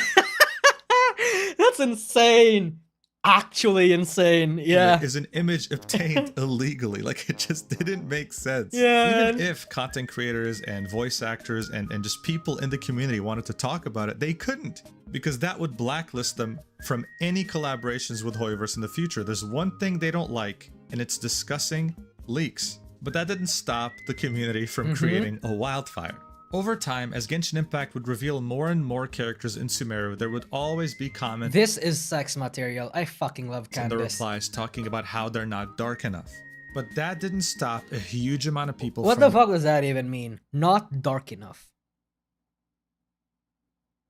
Liking and spending money on those designs. And ironically, even though there was an entire boycott movement made on Twitter, when the goddess or I understand your point, but is the Genshin product honestly so weak and not able to stand alone? They can't change one or two things around to reflect the culture they're using? Oh no, yeah, I agree with you. I think they should do that. I think they should do that. Right? But if that one thing that they need to tweak significantly affects their how much people will pay for it, they're not. And unfortunately, one of those aspects that you're talking about is skin color. Unfortunately, a lot of people in East Asia, Japan, China, Korea, they're racist, bro. They see a black skin, they don't want to see it. They don't want to buy it. No. No, they don't. Right? That's just how it is.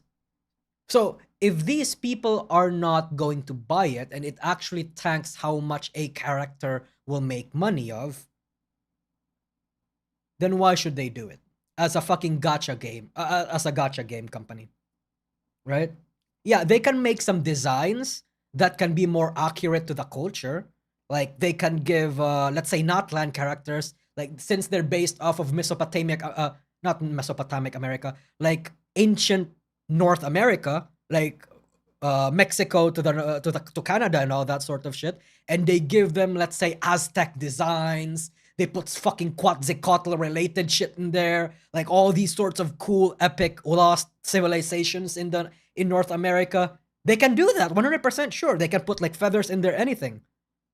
But skin color, unfortunately, is one of those things that they just don't want to compromise on.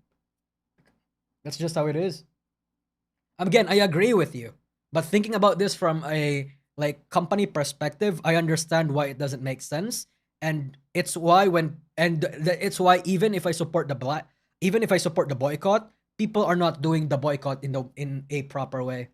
If you want to boycott, tell people to uninstall the game. That's it. That's a proper boycott. Just uninstall the fucking game. I'm all about boycotts, chat. I'm all about boycotts, especially if I feel passionately about a certain thing. But if you want to boycott, do it properly. No half-assed shit, you know?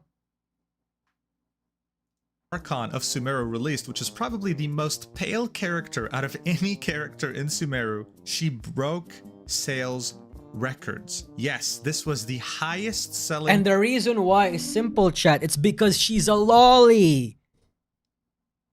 And Chinese and Japanese people, they like lollies. So of course they were gonna run with that. Duh. Character banner in the history of the game since its release in 2020. More specifically, like, you're sensing China, the pattern here, chat, right? which is one of their main markets. But overall, it did very, very well globally too. This was then largely forgotten, right? We moved on to the next region, which was Fontaine, a mix of French and British. Oh, also, yeah. I mean, she also has an amazing skill. Yeah, and yeah, that too. But come on, the lolly part counts. I mean, there's a reason why Klee is so popular, right? Culture. I don't know why you mix both of those things, but listen, it's your game, buddy. But people from the Sumeru controversy were hoping that the region after Fontaine, which was going to be Natlan, would give them what they wanted, darker skinned characters, because it was a region rumored to be inspired by South American and some African culture. Oh, well, okay. That makes a lot of sense. This video and the title and what we're talking about, it didn't meet any of their expectations. On July 9th, 2020, I think these designs all suck, by the way. Mauvika, I don't like her design. She looks super generic as fuck. She doesn't even look creative. Yeah, she's hot, but every character in Genshin Impact is hot. But I don't like her design. But not for the reasons that Twitter has. Hoyoverse did their 4.8 version livestream, and then, at the end, revealed not only more of Natlan's landscape, but all these characters. With Mavuika over here being the goddess or archon of the region. So as you can tell, there's not much of a change since DNL Sumeru, tag. right? You're really gonna argue it? You're really gonna Warlock Warlord? You're really gonna tell me that's an L tag? Look, brother. Mauvika or whatever. You really think this is a good design?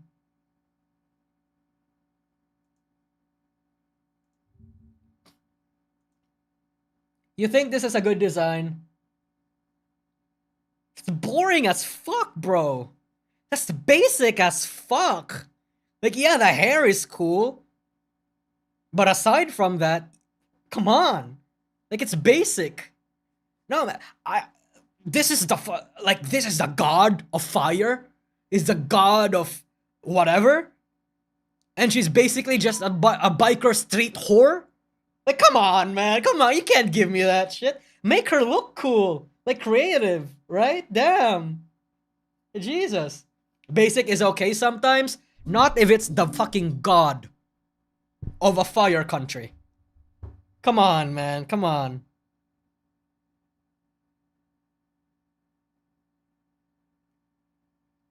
With that take, you're literally saying that Kayla is basic as well, too? Well, Kayla is a blacksmith.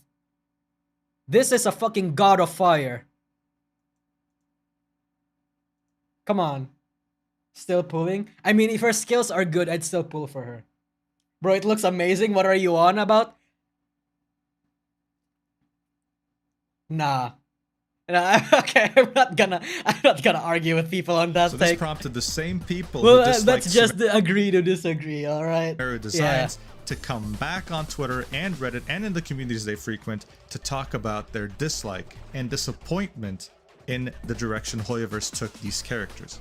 You saw tweets like this popping up with the hashtag boycott HYV, which stands for Hoyoverse, saying, "Look at this bullshit, fix your ass games Hoyoverse," showing examples of dark-skinned characters in Annie games and then comparing them to Hoyoverse's palette. This boycott ended up reaching people outside of the targeted demographic with this tweet right here, where someone ended up sending a message to Genshin Impact's customer support, I remember this, complaining about the characters' designs and their skin tone, saying, "Genshin is not real life. Genshin Impact, what kind of response is this when a player..."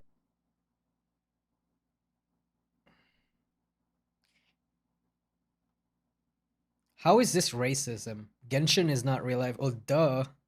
You can't apply real world shit to like fictional. Submits feedback about the racism and colorism, embarrassing, unprofessional and behavior. It's a customer service. Like, what the fuck do you want them to say? Company of grown-ups and supposed mature, well-read developers. Hashtag, why are they white? Thank you, Rick X Boy. Kiara have blue flames. She is hotter. I think so as well. Hoyo.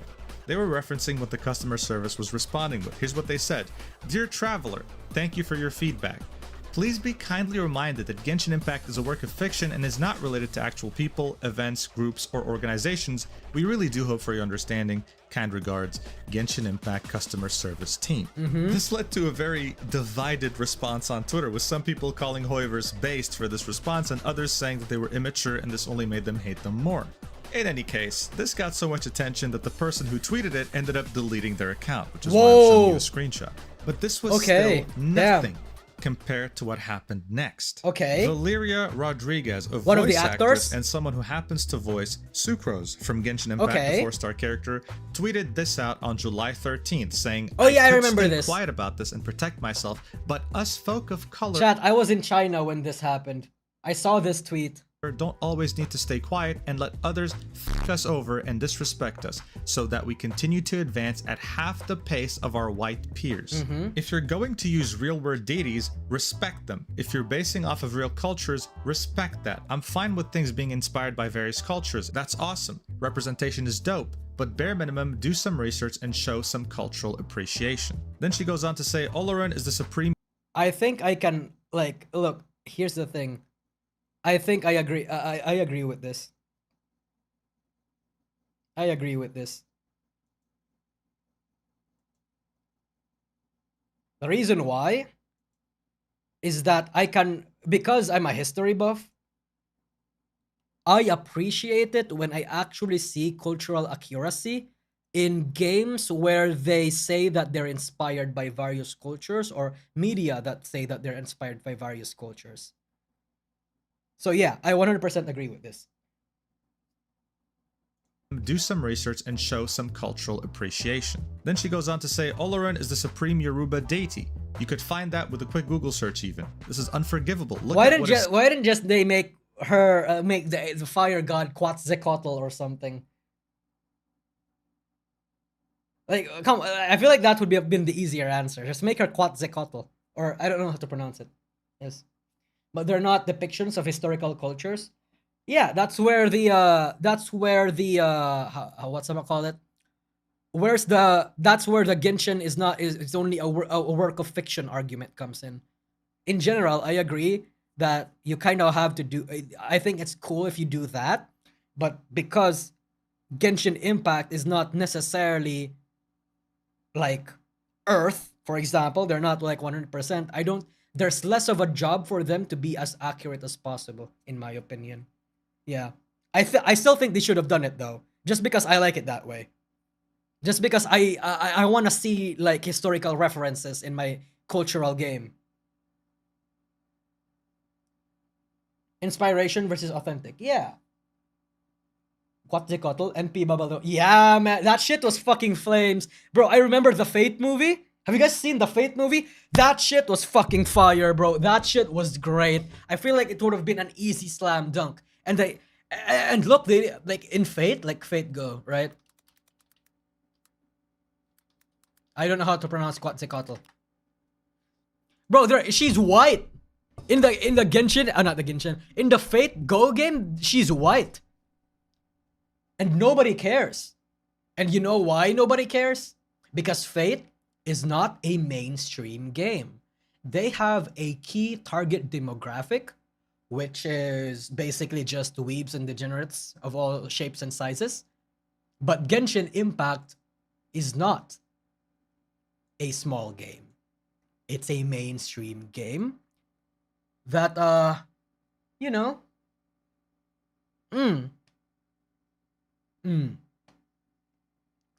you know what I mean.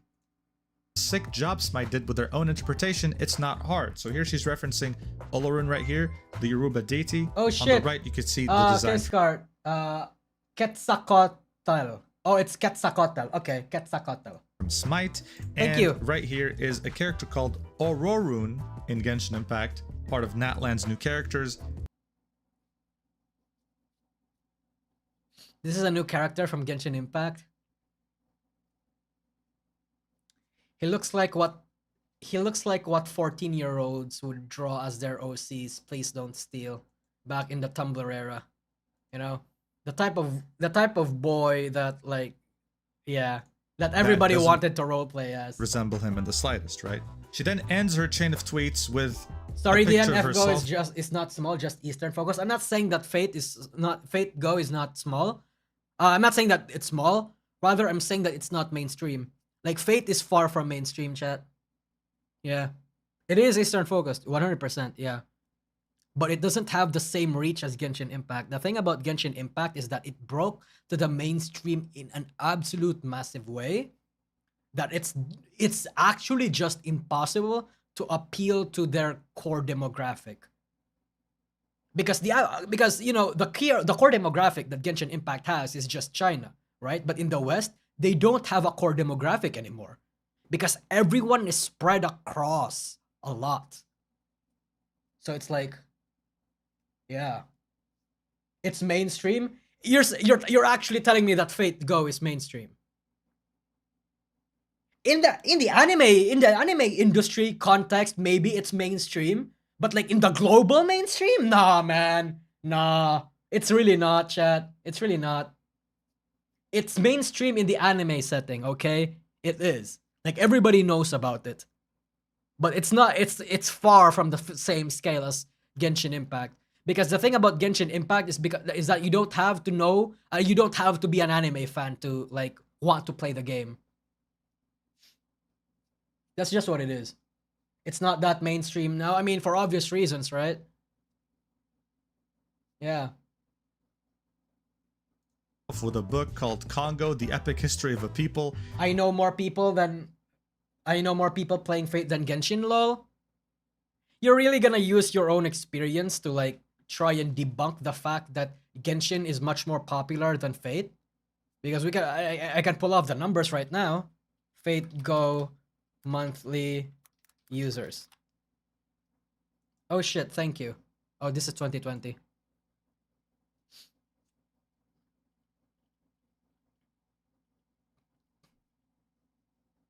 Can I get a monthly? Where do I find the stats?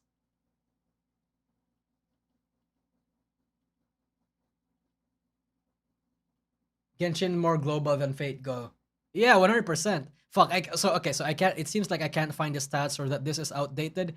But I feel like it doesn't take like a fucking 200 IQ rocket scientist to identify that Genshin is much more popular, right? Yeah.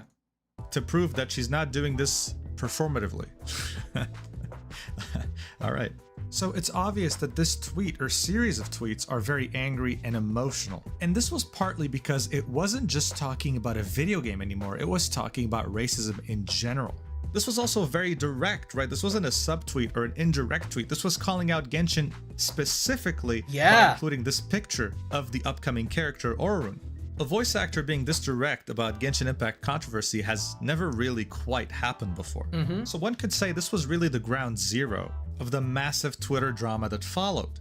Yeah, because I remember other voice artists are also talking about it. Just got here. Was the Kevin drama already covered? Yes. Though she tweeted again on the same day, my reaction to you dorks saying you're gonna switch your game to a different language now. And it shows an emoji laughing. I'm not deleting my tweets either. Seeing the huge response, both hateful and positive, means that I struck a chord. I'm done being silent. It's 2024. We can all do better. Then you had Bill Butt speak up, someone who doesn't voice for Genshin Impact, but who voices for Honkai Star Rail, another game in Hoya vs. roster. He's Albert, the beloved host of Honkai Star Rail live streams that showcase the next versions. Choosing not to be as direct as Valeria and saying, dark skin is beautiful, don't let anybody tell you otherwise. This was also made on July 13th, the same day Valeria was tweeting, and one could regard it as a subtweet, as an indirect tweet towards what was going on in Genshin Impact. Alejandro Saab, who voiced... I'm just gonna say this out there for people that are probably making a different impression. I do think they need to add like a different like whatchamacallit? Like different characteristics and different like skin color and all that sort of stuff in Genshin Impact. But my reason isn't necessarily because of diversity. It's because it's for artistic reasons, right? Me personally, I think representation is cool, but if you want to represent something, you should do it properly. You can't just represent for the sake of subversion. There has to be a good reason for it. And if the good reason for it is for artistic reasons, like let's say this character with all these elements on his clothes and all that sort of stuff pops off better when he has darker skin tone, then give it a fucking darker skin tone, because that just looks way better, right? I like representation and all that sort of chat, but I like it when it's done in an authentic way that actually means something, not just for the sake of it. And that's why I'm really sick with Hollywood and like all that sort of stuff, because Hollywood does representation, but it's bare bones, it's shallow, it's not, you fucking know, you know that they did it just to get easy brownie points. That's it. They're not actually interested. Like fucking what? Oh god. Genshin Impact is starting to look boring, and that's my problem with Genshin Impact, Reggae X Boy. I feel like a lot of the Genshin Impact characters are boring. Like they have so much like artistic elements to them, like design elements. Like there's a lot going on, but there's very few you can understand in the actual design itself. And I think that's the problem with having a game that you only have two priorities in terms of character designing, and if you have too much characters, right? Yeah. And that you have to work with the confines of the setting of the game. Now, Fate Go, for example. Fate Grand Order does not have that problem because Fate Grand Order doesn't have to work within the confines of Kxvart. No, Fate Grand Order works within the confines of the actual world itself. They can make up their own shit and change things up, and they have like entire multiverses to work off of. And that's why, like, despite a lot of these characters having the same feel, you can tell that each of them is unique and they're all pleasing in a lot of ways. That's why Fate has better design than Genshin Impact. Because again, at the end of the day, Genshin Impact kneecapped themselves by having that little scope to work with. But Fate recycles characters. That's exactly why that's exactly why it works. They recycle characters. Right? Fucking Saber? No, man, there's not Saber. Artoria? Nah, bro. There's this Artoria, but then there's an Archer Artoria. There's a Saber Black Artoria. There's a Rider Artoria. No, there's a different sort of Artoria. Like it's really creative. This fucking IP is built to make as much money and make as much art as possible, and that's genius. Genshin Impact doesn't have that, and I think that's why all their design is boring as fuck. It's boring as fuck. Because even if you know that they're all different, or not different, even if you know that they're all like different characters with their own different personalities and all that sort of stuff, you can tell what archetype this person is. You can tell who it's gunning for, Oh, in terms of who it's appealing to, rather. And like, it's boring. Voices in 3 different Hoyoverse games in major roles, quote tweeted one of Valeria's tweets and said, "I didn't know that's who he's based on. Ah, that's bad. You still got time to fix it." Doubling down and tweeting It gets boring if again on that's his all you see all the time. That's part of the reason, yeah. VTuber account, echoing the same statement, but this time saying, Oh, "Wow, Sino. this is bad." Oh, hi, Sayu. So at this point, Twitter was on fire, and you had something that had never happened before. Multiple voice actors were, in some way, risking their jobs by speaking out about this so directly. But this was only the beginning. This tweet right here was made saying, "Why aren't Genshin content creators saying anything? They're the voices of the community." Oh god. Because a lot of Genshin content creators don't give a shit. I think that's the end all reason. End all be all, I think. Oh shit. Here was made saying, "Why aren't Genshin content creators saying anything? They're the voices of the community. They should speak," garnering quite a bit of attention. They'd rather not lose the 30 grand a month that Hoyoverse gives to them. In fact, you know what? Hoyoverse, you should give me a lot more money. Actually give me money, please. This made very positive Genshin Impact creators, people who typically avoid controversy in every way and just focus on the positives, feel pressured to speak. Doro44 is one of them, and he quote tweeted this tweet saying, "Why aren't Genshin content creators speaking?" and then had this to say, "I did on my stream and on my reaction to the trailer. I'm disappointed that there aren't darker skin tone characters in Natlan and the representation is just so bad, especially since Hoyo is pulling from real world regions and cultures. I genuinely had hope for them, and I hope they make changes in time of release." And Doro speaking out pretty much started a chain reaction of other content creators also starting to speak out about it. You had Blap, one of the biggest Genshin Impact content creators around the time it released, able to do a video just playing the story and getting over 1 million views, said, "The insane part is like, what else is there to say about Genshin's colorism that hasn't already been said 2 years ago? People were talking about the same issues that I'm more upset that Genshin Impact banned Hololive than I am with their colorism issue. Seen in Sumeru's But that's because I'm a brain-rotted VTuber fan. And we're instead told to wait for Natlan. Now that we're here, what do you wait for?" Tuanto, the Genshin Impact content creator with the most subscribers on YouTube, that's a lot. retweeted 2 tweets that were echoing the same sentiment as the voice actors and content creators that had spoken up.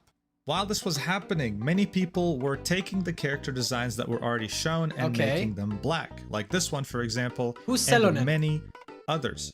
And they were getting many views and a lot of traction on Twitter, with many people thinking, man, this should have been the actual design of these characters. But Tectone came in with a bit of a different opinion, saying Genshin Impact will not change. If you're mad, you should quit. The only thing they track/care about. People were throwing Tectone this opinion, but he's right. He's right. I'm in the same opinion. Like I said, yeah, I think they should. I think there should be more like colors. But he's just speaking. He's just spitting facts. Of course, Genshin Impact doesn't care. Be mad at Genshin, not them. Like them. Is money spent and concurrent player base. This has already happened Tectone is a fraud, though. Yeah, I see that a lot, but I don't know what's going on with Tectone. I see a lot of mixed opinions about him, but in this very specific instance, this isn't even an opinion. This is not an opinion. He's just telling it as it is. Again, side note, I do think it's fair to be upset, but the company doesn't care. And this is where it gets tricky, because it was becoming clear this was a topic with many different opinions. Okay. Genshin Impact had made this tweet officially revealing Moalani in her drip marketing. And here's 2 kinds of quote tweets that I want to show you to really make you understand how opinions can... are they gonna say it's racist because she's a surfer and that's like Hawaiian culture or something?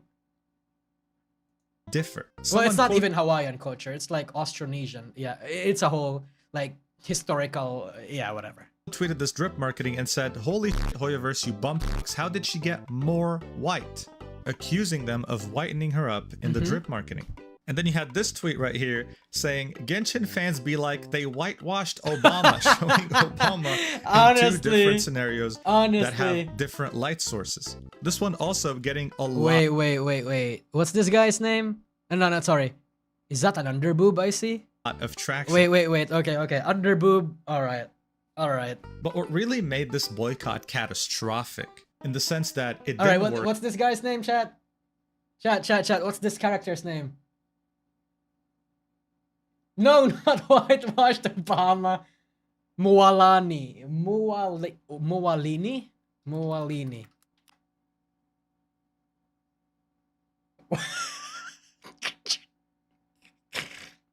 What's his fucking name? Mualani. Oh, Mualani. Okay. Does she have underboob? Boo. All right, hold on. Drip marketing. Yeah. I thought she had underboob.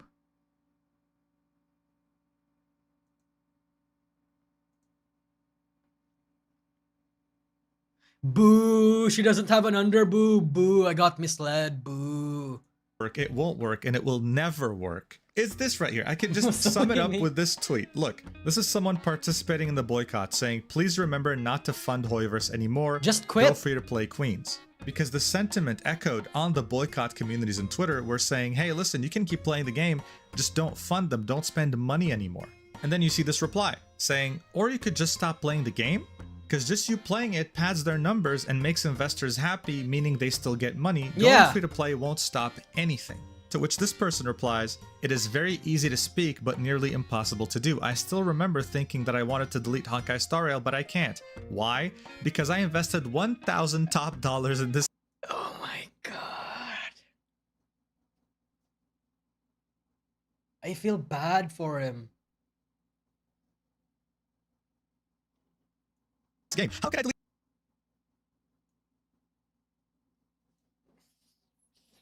Okay. I'm thinking. So,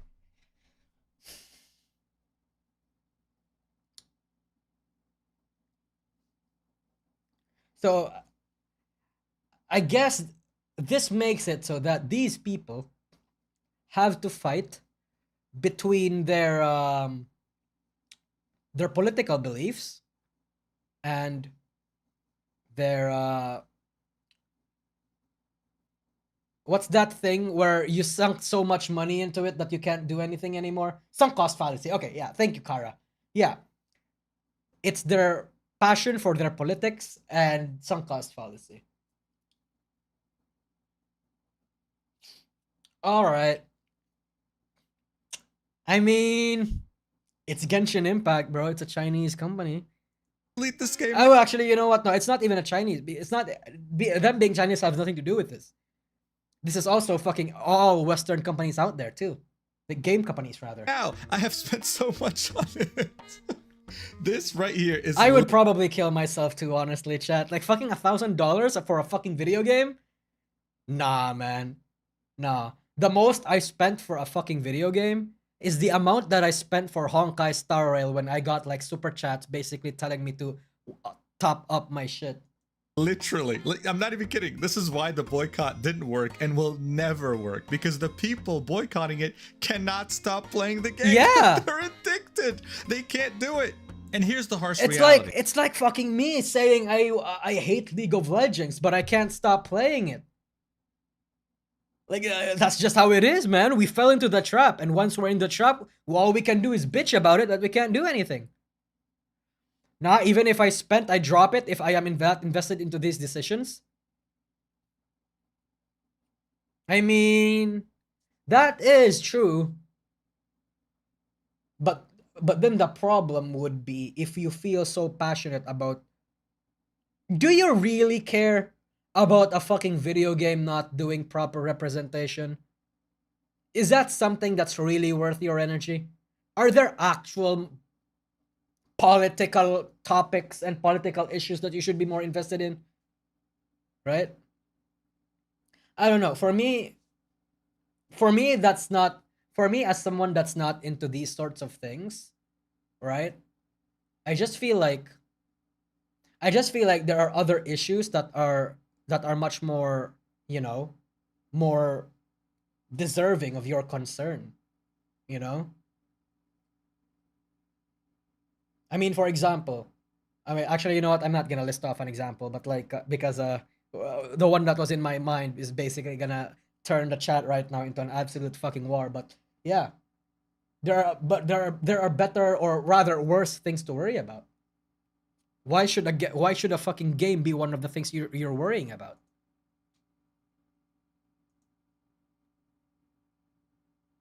Oh my god! Oh my god!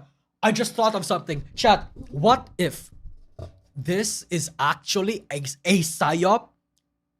A psyop by Fate Go in order to put these whales into their games, because Fate Go actually has proper representation.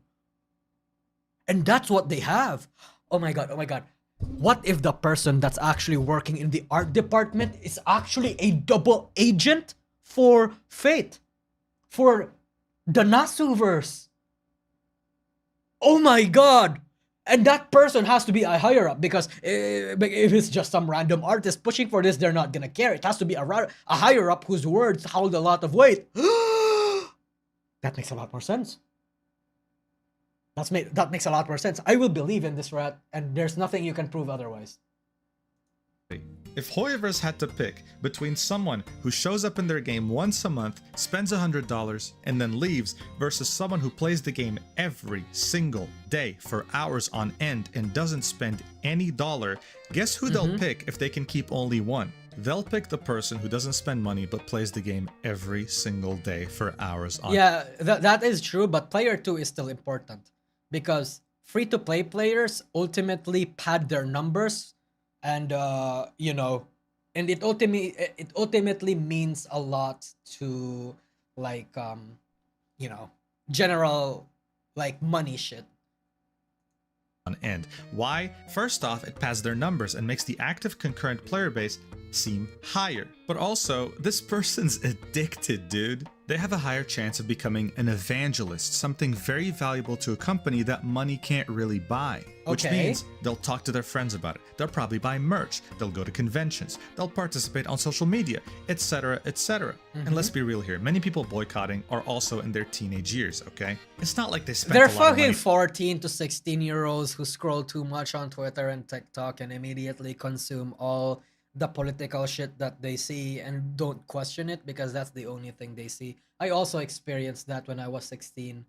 So it's like, you know, I get it. I get it. I get it. I don't really blame them for being like, I don't really blame the minors for being too invested in shit that they don't actually understand.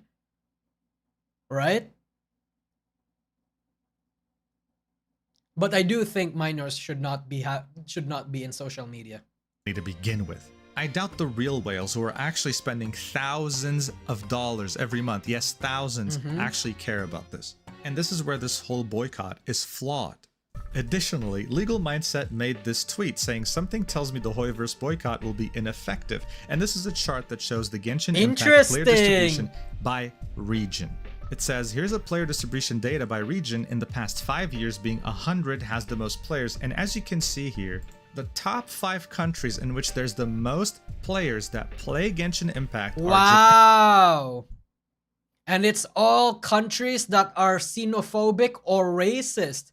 Japan, South Korea, Philippines, Russia, Taiwan, Malaysia, Singapore, China, Hong Kong, Belarus. Wow! They're all countries that are racist or xenophobic. Wow! But at the same time, I don't think I believe this, because why is China that low? Wait. Yeah, why is China that low? Are we talking about percentage in proportion to their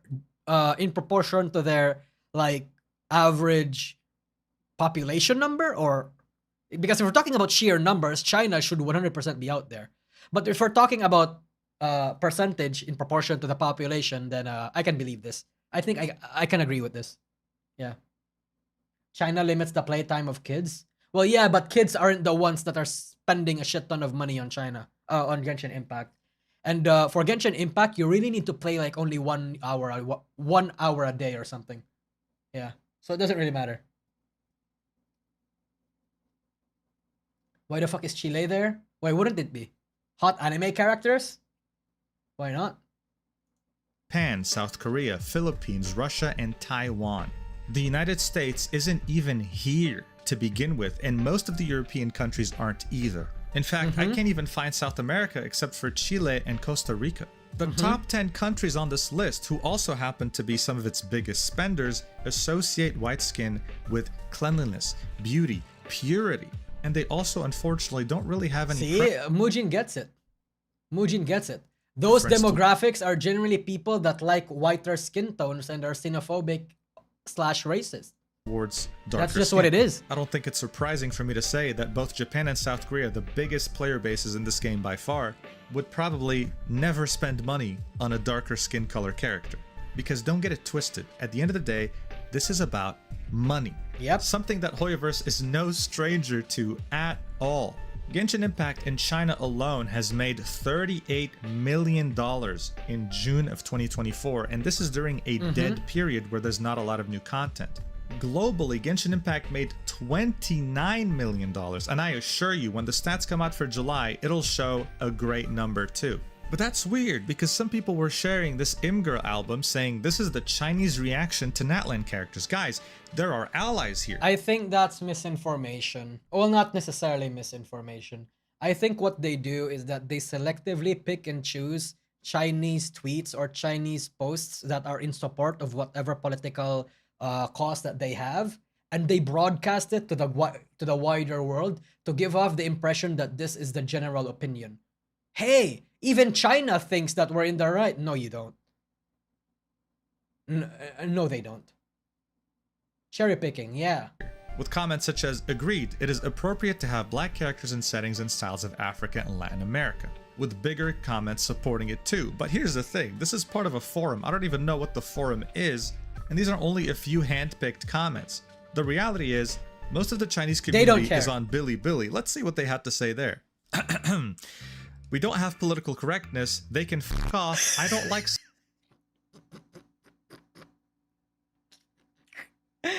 I'm sorry. That's just, wow. I'm telling you, man. That's what I said. Xenophobic / racist. Someone who looks too black.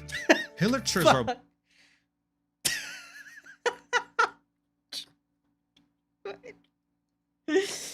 Oh my god. With that in mind, right? Yeah, we should be satisfied, right? Like, there are more Hillicurls than there are characters, so like, there are actually way more black characters in the game than there are white skin characters. Yeah. In fact, the game is filled with overwhelmingly black characters. Yeah. Black, and there are swarms of them.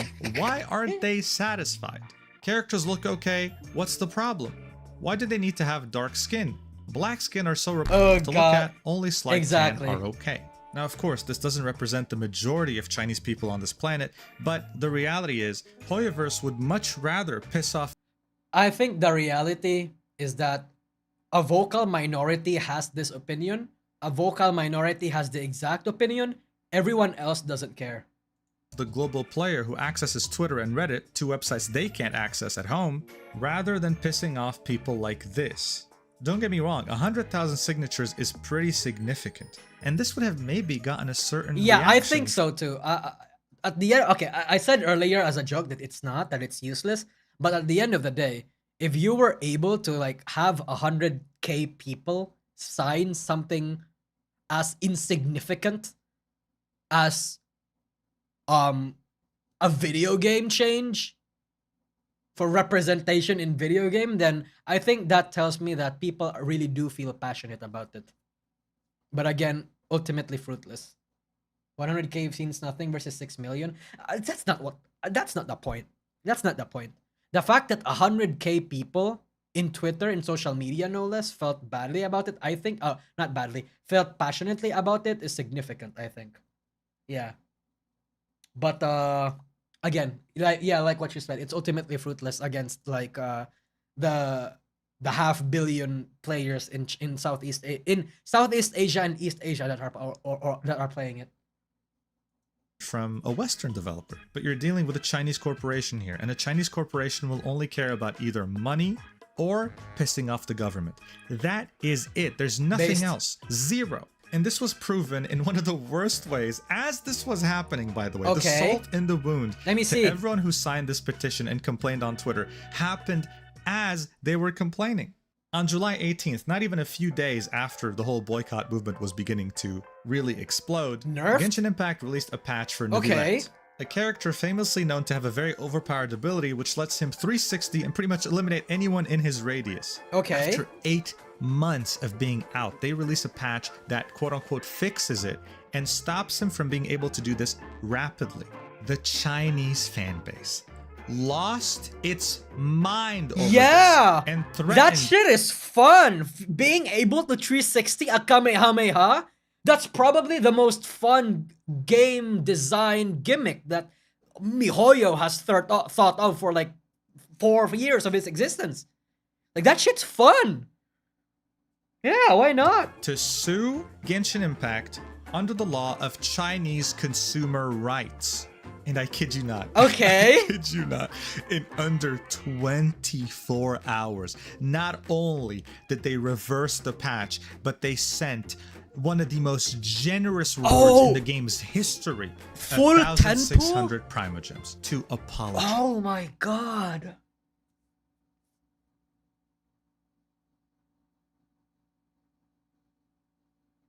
Oh my god, bro. While people were still complaining about the skin colors, Hoyoverse had pretty much said, we couldn't care less unless our Chinese business was in danger. As I told you, either money or the government. That is the only thing that can move a Chinese corporation. And Chinese players knew that very well. Look, people have voiced their opinions. It's their opinion, you know, it's their viewpoint, and of course it's valid. I think one of the main issues I've seen people voice is the fact that their history is quote-unquote being replaced, because now if I type Olorun, which is the Yoruba deity, I start to see the Genshin Impact character, right? Who doesn't look anything like him. And the people complaining are making this out to be a life or death situation, like, oh my god, my culture is being replaced, it's being erased, I cannot support the game anymore. But the thing is, you can't make this out to be a life or death situation if you're addicted to the game and can't stop playing it. You have to commit, because the fact that people are still just fucking commit. You want to boycott, actually playing the boycott. game while signing the petition just makes everyone look like absolute clowns, and that's MiHoYo has no bloody idea on how to balance games. The thing about games is that you really have to find a proper way to make things fun, but at the same time balanced, right? It's a really tough balancing act. Things that are broken as fuck is absolutely fun. It's way fun even. But things that are balanced makes it so that it's like more streamlined, easier to play. But once people find the optimal way to play around it or to play with it, it gets boring real quick. That's the thing. It's a tough balancing act. A real boycott is like what happened with Blizzard back in 2019, when they disqualified a player for voicing support for Hong Kong protesters back in 2019. People in retaliation started deleting their Blizzard accounts. Yes, deleting them, not just not playing on them, deleting them in such high numbers that Blizzard did something dirty. They started asking people for their ID to delete your account. They were getting scared. This emboldened the employees to start doing on-site protests on the company grounds. Now, unfortunately, this was stopped short when the Hong Kong protests got stopped short because of the pandemic. But as you can see, this is a real example of a boycott.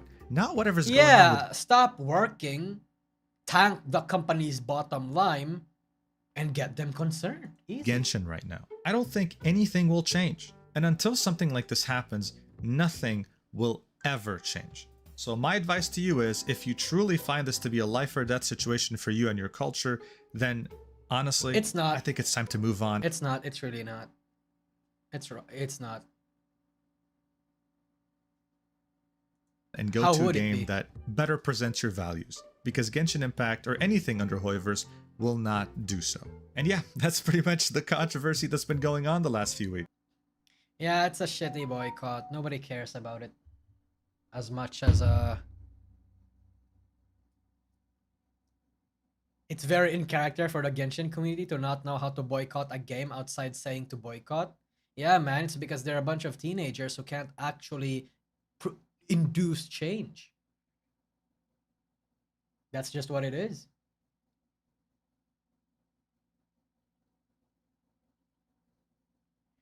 In a different video, I saw a comment that said one of the VAs had a Bilibili account and tried to bring the issue to them. CN players immediately kicked the VA out and threatened to make the VA lose their roles. So the VA retracted the Natlan statements. Can't say the Bilibili is true, but I did check the VA in question and the tweets are gone. Is this an English VA? Is this an English VA? Because you're essentially you're essentially asking to be bullied. Like, why would you go to a Bilibili account to Bilibili again, place that is inherently xenophobic or slash racist, and expect good results?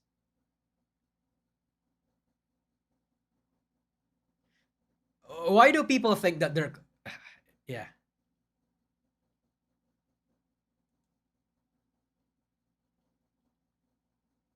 Don't poke the hornet's nest. Yeah. Like, just because you feel like, damn, I feel like when you feel okay, yeah. I feel like you guys are already, you already know what I'm about to say. Westerners doesn't understand the SEA's crazy obsession with light complexion. Yes, we do. Yes, we do. We have soaps that can make you lighter upon daily use. Is it safe? Who cares? True. Brother, we get like, chat, we have these injections, these glutathione fucking things where they literally have like injections filled with chemicals that are allegedly going to make our skin tones lighter. Like, take away a bit of the ketamine in our skin, in our skin to make it lighter. Oh, not ketamine.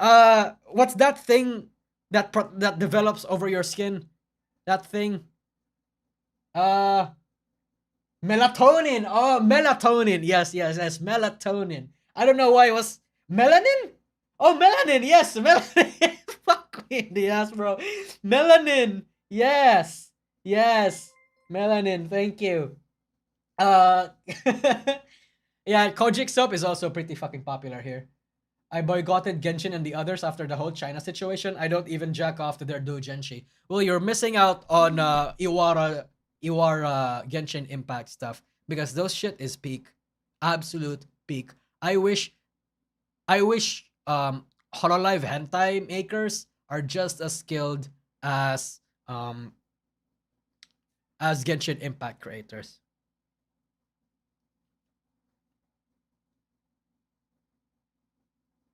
But yeah, whoever is collecting the money of those signatures is scamming everyone, basically.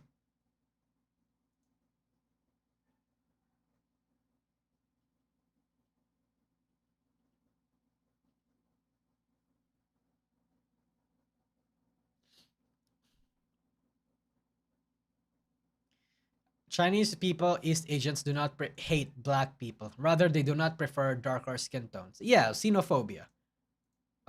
Which is basically a fear of a different race. Well, not necessarily a fear, a tendency to avoid it, rather. Yeah. Not necessarily hate, they just prefer to not have it. Bronze skin tone, which shows they have enough leisure time to go on vacations outside of work. In contrast, Chinese Asians do the opposite. Even on the beach, they try to cover every inch of their skin, and there are many whitening cosmetics available on the market. This is true. This is absolutely true. Yes.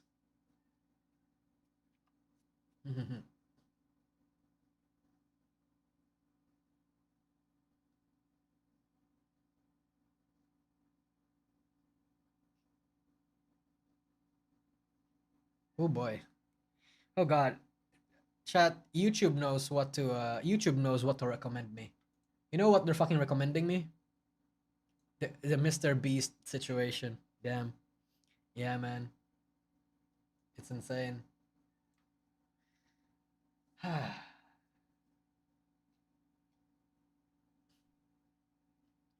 But yeah, that's the dog shit. Dog shit, bro. MrBeast time? Yeah, MrBeast time. So I reacted to Upper Echelon's video about it the other day. Well, it was yesterday. I wonder what video we're going to be looking at here.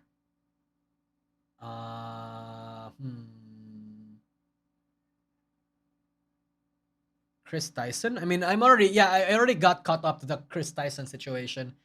Hold on. MrBeast drama.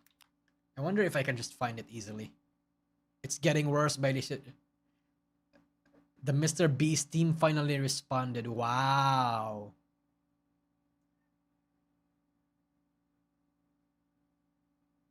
Wait, these are fresh. Wait, what? 5 hours ago?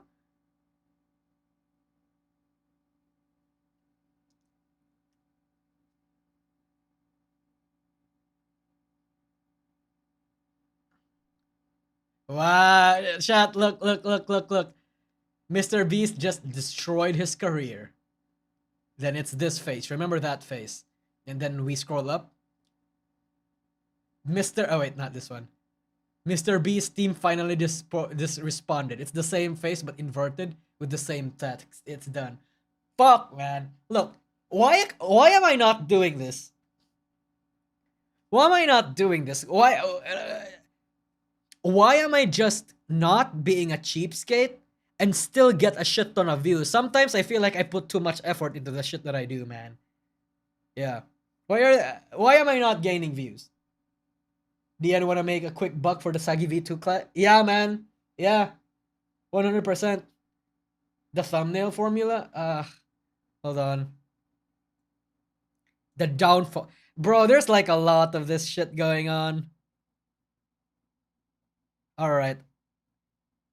I wonder what I am going to watch here. Maybe I'm gonna watch this one because this is fresh off the presses. You need to not be afraid of scandal. I'm not. Bro, I'm not afraid of scandal anymore. I feel like I feel like I hold myself back because of my morals. Believe it or not, I say that I believe it or not, but I say that I have my morals are flexible, but I have kind of half high morals, right?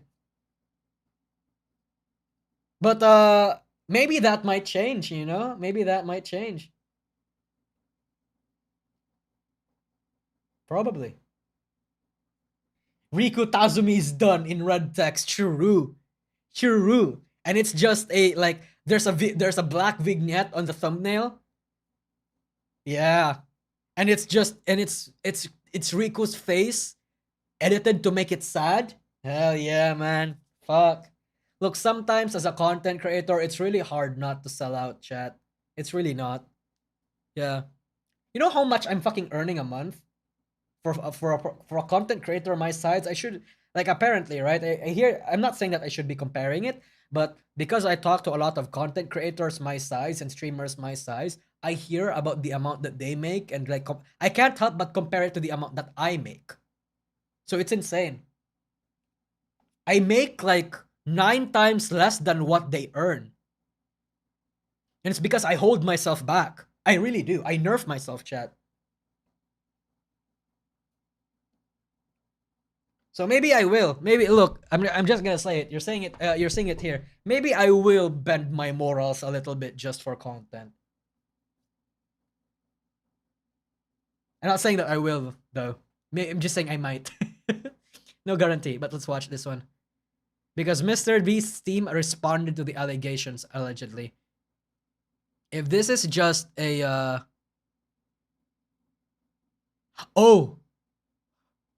Oh, okay. This is hot because I saw the. Okay. Hold on. MrBeast's team has finally responded to the allegations, and it is not looking good. So quick recap, the main allegations towards MrBeast are, number one, manipulating and faking the game show videos to favor certain contestants, such as maybe friends and employees, over others, even when it involves lots of prize money. Number two, allegedly conducting illegal lotteries during his t-shirt signing events. Yeah, Number three, yeah, chat. If you're a regular, then we saw the upper echelon video. Feastables chocolate bar more like lottery tickets rather than an actual product, and promoting it as healthy at first and then changing the formula while No, that's not the reason, Wato deal. The reason is basically just because my I don't really ask people to get me like. Okay, I'm not gonna say that this is what I'm gonna do in the future. Okay, I don't really incentivize people to give me donations because I feel guilty every time I get a donation, but I can't help but accept it because especially when say Alegrasa dumps his fucking fat cock into the stream and gives me like $2,500, right? I don't make.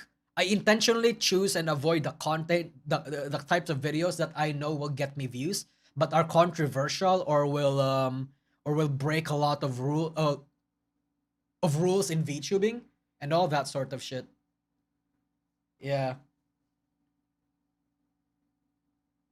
Stop talking about Alegraza's member. Yeah, man. You could copy Pan Piano's thumbnail game and hide your face. That shit would be hilarious. Probably. Hmm.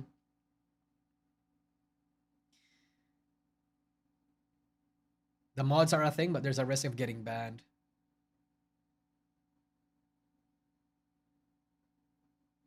Anyway, let's continue watching. Marketing it towards children. Number 4, allegedly being aware of Chris Tyson's very shady behavior towards minors. And number 5, having a management disaster in his new Beast Games Amazon show, where several people are claiming that they were injured, denied food and medication, and in general this was bad. Very poorly. I actually interviewed some of the contestants who reached out to me after Is it a my police videos, costume or a and prison uniform? I think it's a content cop reference, yeah. they wanted to stay anonymous, but let's just say they were not happy. Now, it turns out a member of MrBeast's team named Chucky messaged me on Twitter claiming to debunk the allegations in Dogpack's video, saying that Dawson was just a salty employee. Now, according to his Twitter bio, which happens a lot. It really does happen a lot. Chucky is the co-founder of ViewStats and runs the MrBeast Ideas and Thumbnails team, but it seems like Chucky is also his PR team, considering he's messaging anyone who made videos about MrBeast, trying to get them to swap sides here. So let's check out this tweet that Chucky made. So what's inherently wrong with that? What's wrong with that, honestly? Yeah, that's just what it is, man. Say, for example, fucking someone that I know, someone that I care for, somebody that's my friend. Let's say Parrot, right? Let's say people are claiming that Parrot is a sex pest. You think I'm not gonna DM that person and tell him, hey, what you did was, what the allegations were wrong. This is actually what happened. You think I'm not gonna do that? Of course I'm gonna do that. Come on.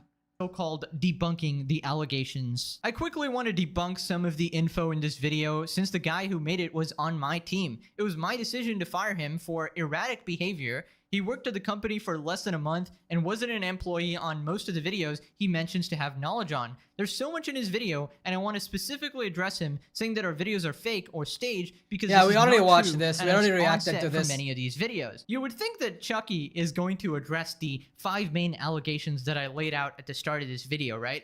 Turns out Chucky starts talking about whether or not a guy winked or if a raccoon is a paid actor or something. Like, all the most insignificant garbage that nobody actually cares about. You won't get in a video unless your family or friends are someone that works at MrBeast. This is a wild statement that can easily be proven wrong. There's probably hundreds or thousands of people who have no affiliation to friends or family of MrBeast employees. Think about the 456 people in Squid Game. I feel like it was a mistake that that this guy made that. It really was a mistake, I think. Like, if you don't have things to say and you can't address the main points of that video, then don't. Let the drama fester. Or not fester, let the drama go. You can't feed into the fire, man. It's just what it is. Just shut up. Why is it so hard for people to shut up? Yeah, exactly. Again, the most 80% of PR disasters could have been avoided if you just shut the fuck up. Or ages 1 to 100, Jimmy doesn't know more than like a dozen people, lol. Okay, first off, Jimmy obviously knows more than a dozen people. He has like 50 YouTubers friends already, all right? So nice job, Chucky. Already made a mistake. Second, I don't think anybody cares if some of the people in MrBeast videos are random, okay? In fact, it's actually worse that some people are random and some people are employees or friends of MrBeast, because there is video evidence that the MrBeast team favors certain contestants and manipulates the game shows. For example, in the 100 Boys vs. Girls video, did no one learn from Kurosanji? I do wonder. One guy from the guys team that can solve the Rubik's Cube to actually leave. True, genuine. Killian proved that not talking about it and handling this in the ground is the best solution. Yeah. Bro, unless you're being accused of actual, like... Oh shit. Unless you're actually accused of, like, career ending shit, don't respond. If it's petty bullshit, petty drama, if it's drama that is, you know, a valid criticism against your character or valid criticism against how you do things, maybe just ignore it and just improve silently. That's how you do it.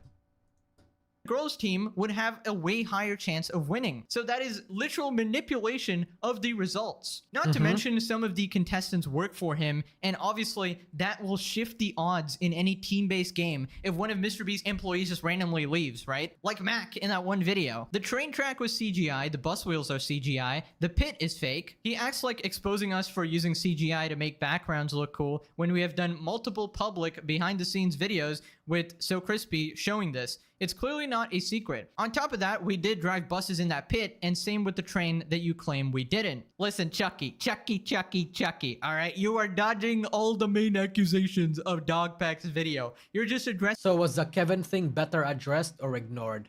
I think it should have been ignored. Because at first the people that were gunning for him were basically just people that were accusing him of being a pedophile because of the whole Lolikami Requiem shit, and because of the Marine shit, and because of the whistle, and that's it. It really, the big people really only like started coming in after like he was getting exposed and he started pissing people off. If he didn't piss people off by responding and not feeding the fire, I think a lot of people would have been content with like staying silent and hoping that and just, you know, not really do anything publicly. Because Nanoless getting in on it was really the big part that the part that made people upset.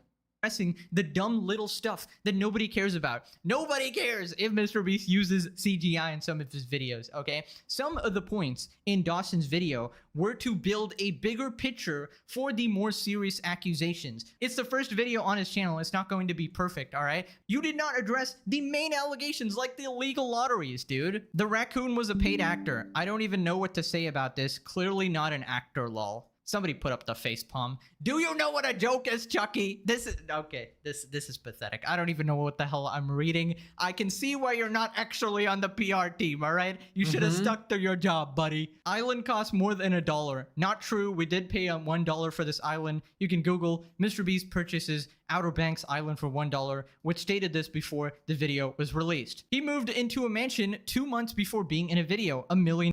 Okay, we already saw the debunking. I want to see the response. You're responding to a 1 hour long video filmed in 10 minutes.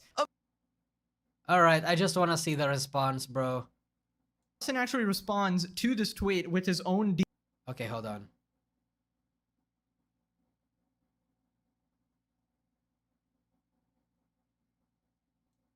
The amount of people coming out with these accusations is a bit ridiculous, and a lot of the other accusations are backed up by evidence, so I don't know, we're all just supposed to trust you for some reason. I could keep going, but I don't want this to be long. You should have kept going, please. Dawson himself said on Reddit that he was on shrooms and weed when filming this video, which might explain some of the made-up stuff. Dawson was only employed from March... Is this not character assassination? I feel like that's ad hominem. Dawson himself said on Reddit that he was on shrooms and weed when filming this video.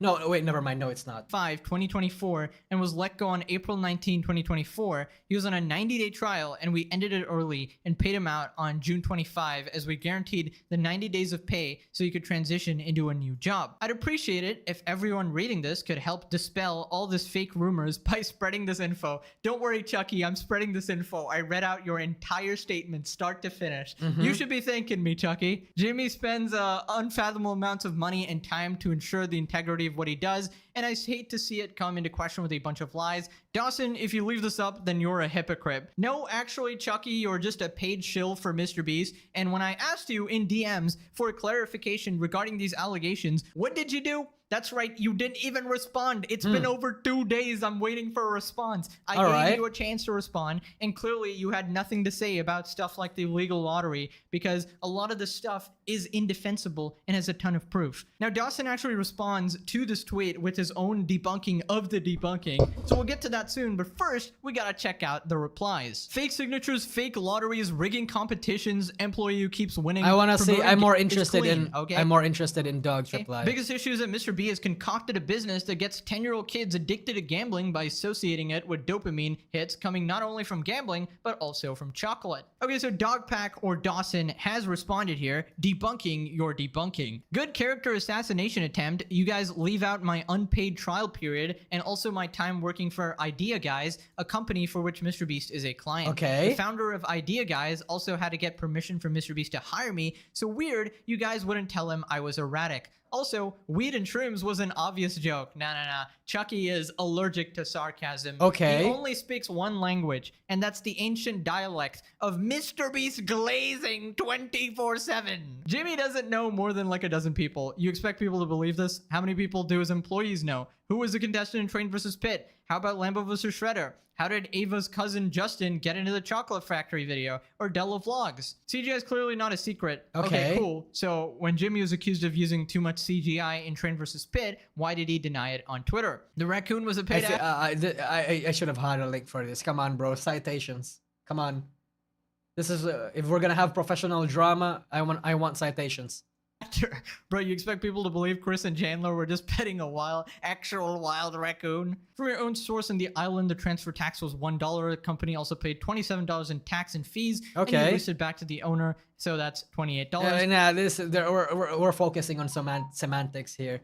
If the actual cost of the thing was $1 and the rest was like 27 for property tax or whatever, then the thing costed $1. Come on. I feel like this is a minor point, but considering Chucky bought it up, I understand why he's refuting this. The wink was added in post. It was. Compare that wink to the contestant's other winks in the other scenes or none of his TikToks. His mouth always partially opens, but that doesn't happen here because in the original footage, it was a blink altered to match the false revenge narrative. I hate how Dawson has to respond to these absolutely tiny, inconsequential things that Chucky bought up. It's just annoying. Like, we should be focusing on all the major accusations here. Interesting how you didn't mention altering the timers or contestant dialogue in post. Okay. I think it's because these are pretty undeniable, honestly. Not only were the results of this video completely scripted, but the contestants are not random subscribers. You acknowledge that the contestants were not random subscribers, but refuse to acknowledge the clear rigging, which can be seen multiple times on camera. Please watch Upper Echelon's video analyzing. Yeah, I watched Upper Echelon's video. Regarding this rigging. Let's go. Also, I've now heard from people on the boys team that they were fed much later than the girls, and the production was clearly favoring the girls. This is a typo. Upper Echelon's video also goes into the alleged illegal lotteries, which he describes as seemingly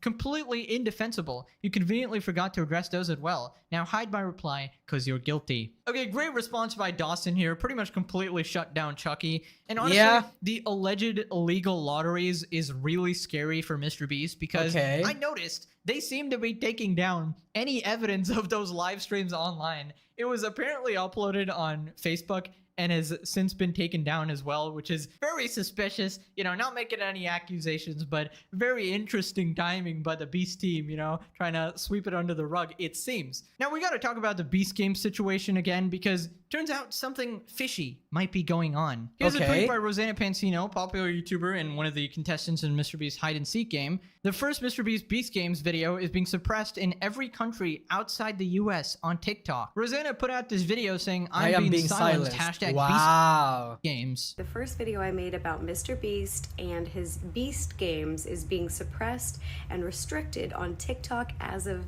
today.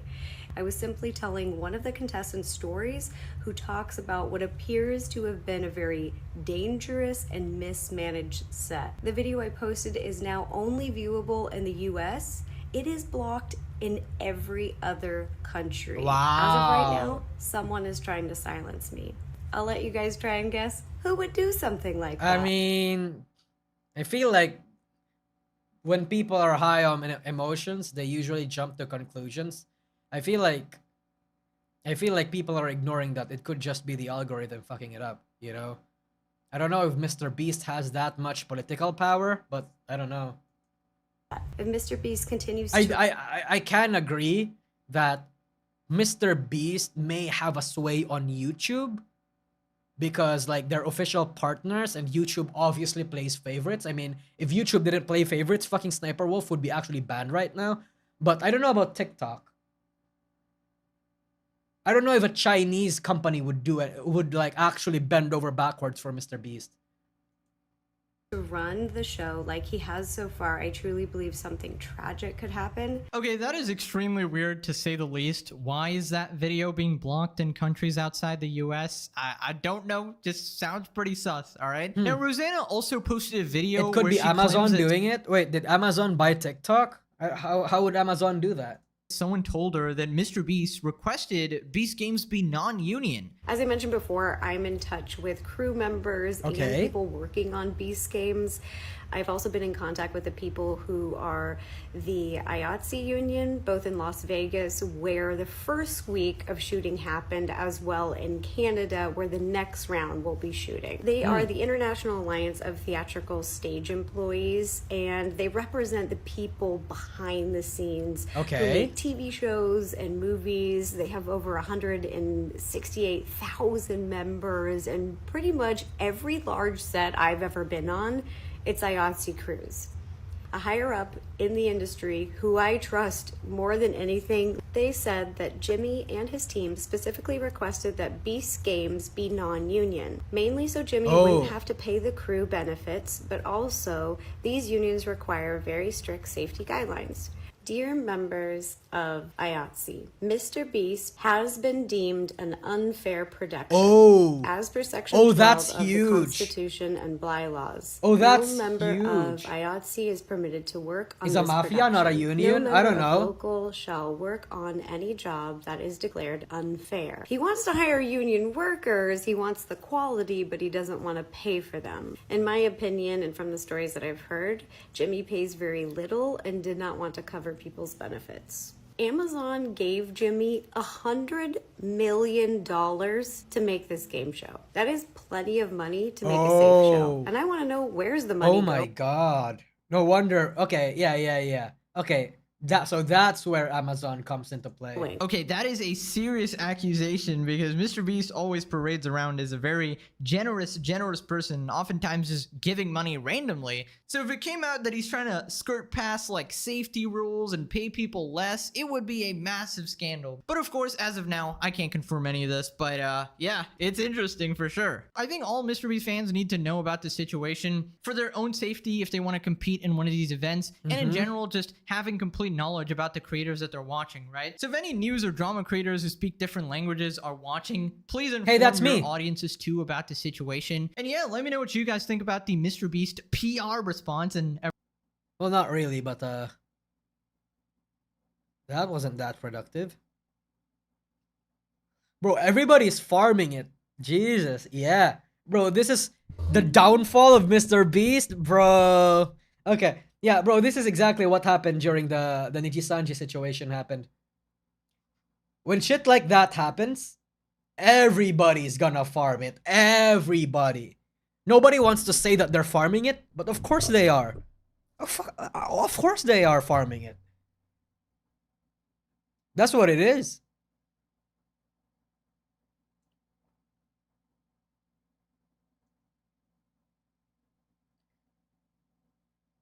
Bro, there's a lot. Chris Tyson losing followers? What the fuck? And the best part about these fucking obscure streams is that I'm gonna watch it. I wanna see what the numbers look like.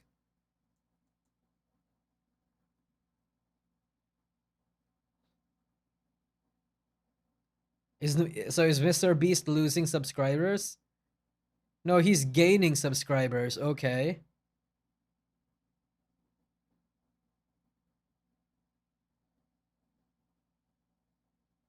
Bro, shit is going to hell. If this is what's happening, then I'm curious to see what happens. MrBeast start losing subs, or what will he say, honestly? Yeah, no, he's not losing subs. He's gaining subs. Numbers. numbers. Yeah, actually, you know what? Social Blade, I think, is the ultimate Let's see Social Blade. Did Mr. Beast lose numbers?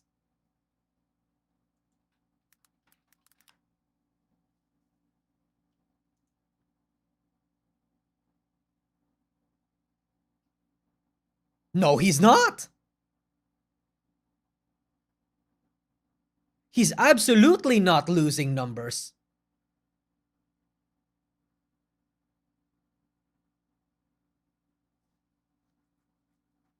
Why would he lose subs? People want to win shit. Yeah, man. Damn.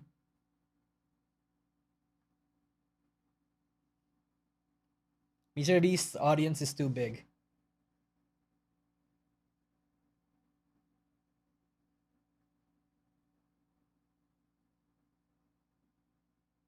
All right. People are farming it, but actually, at the end of the day, nothing's actually happening. Like, this drama is not affecting his numbers. And at the end of the day, knowing MrBeast, then I mean, I actually don't know MrBeast, but like, knowing how he reacts to like situations and all that sort of shit, then he doesn't care. His numbers aren't affected. And all that sort of shit. He's like those companies who are too big to fail. Maybe. Bro, I can't believe this. Why is this all coming out now? I feel like people are using this as an opportunity because he's such a big target. Well, that, and again, there's always, this is how, whenever a content creator or anything like this always happens, when a deplatforming or a cancellation attempt, or when people are up in arms about certain people in the internet, this is always what happens. Because let's say if a content creator is getting canceled on Twitter because of a certain situation, there will always be people who are doing two things. One, people who always never liked that person, finally having a good reason to dislike and shit on them publicly and harass them. And two, people that knew that person before, or maybe that person has been wrong from a long time ago, that is now coming out to also add to the exposure or to the cancellation of that person. That is always what's gonna happen. And that's what's happening to MrBeast right now. That's what's happening to MrBeast right now. It's still very much going. Oh yeah, no, 100%, bro. Bro, fucking Mudahar got like almost 2 million views getting this shit. How much did fucking Asmon Gold making for? How much views did Asmon Gold make farming this fucking controversy? 1.5 million views. 1.1 million views. Almost a million views. See? Farming the drama. It is what it is. Lawsuits incoming for MrBeast. I guarantee you MrBeast is actually the one with the lawsuit. MrBeast will most likely fucking get that guy down.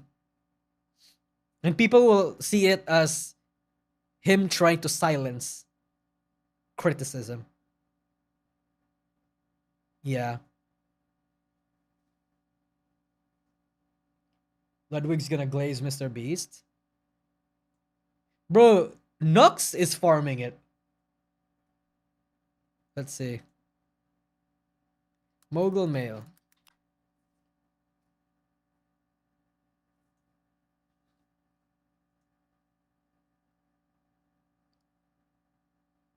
Okay, it seems like he's not actually saying anything about MrBeast, which is fine. Right? I get it. I get it from his perspective, chat. Whenever drama happens, people always expect content creators who normally cover drama to cover every single drama that they're interested in or is making headlines. And whenever they don't, those content creators get accused of, let's say, selective coverage or favoritism or all that sort of shit. But sometimes people are just not interested in drama anymore, or is not interested in certain drama. Like me. Like, people still want me to cover, like, the most obscure Nijisanji drama ever? I don't. Because I'm tired of Nijisanji drama. It's like, who cares, right? Damn. Like, I made my killing farming off of Nijisanji drama anymore. So, and I'd rather not do that. Because I don't want people getting the impression, or like, I don't want people getting the impression or assuming that I should be talking about Nijisanji drama every time it happens. Because there will always be Nijisanji drama. And I'd rather not be known for that, you know? I'm a commentary channel, not a news channel. Like, at the end of the day. Bro, farm doctor kids inspect like crazy, but MrBeast relate? Nah. Yeah, I don't know. Did Ludwig actually... Did Ludwig farm the, 1, 2... Yeah, alright. Yeah, I wouldn't consider making 2 videos about it farming, but damn. Yeah.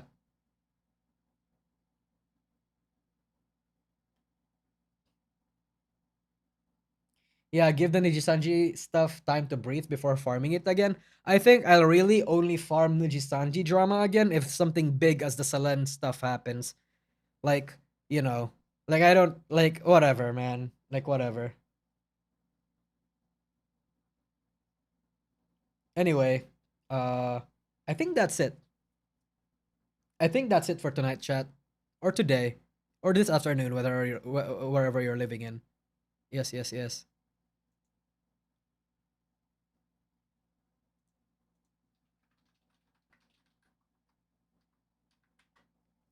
The Michi thing was pretty big. Oh yeah, no, I would consider that significant. Because that was basically Michi fucking throwing down the gauntlet and feeding the rats. Hell yeah, that was big. That was big. That was interesting. Hell fucking yeah, it was. But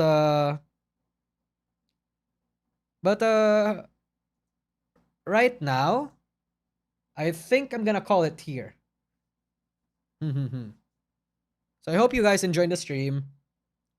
I hope you guys have a fun time. I hope you guys still come in here for the future, for future streams and for future content. Yes, yes, yes. So, Niji will sue your ass according to the latest update. Wait, there's no Niji. Wait, what the fuck is Niji going on now? Fuck! Damn, you're saying that late when just as I'm about to end the stream. Fuck. Alright, buddy. Alright.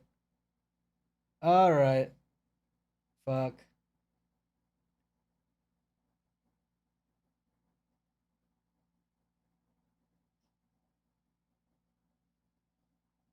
Never end the stream. Hell yeah, man. Niji is looking to sue for slander overseas.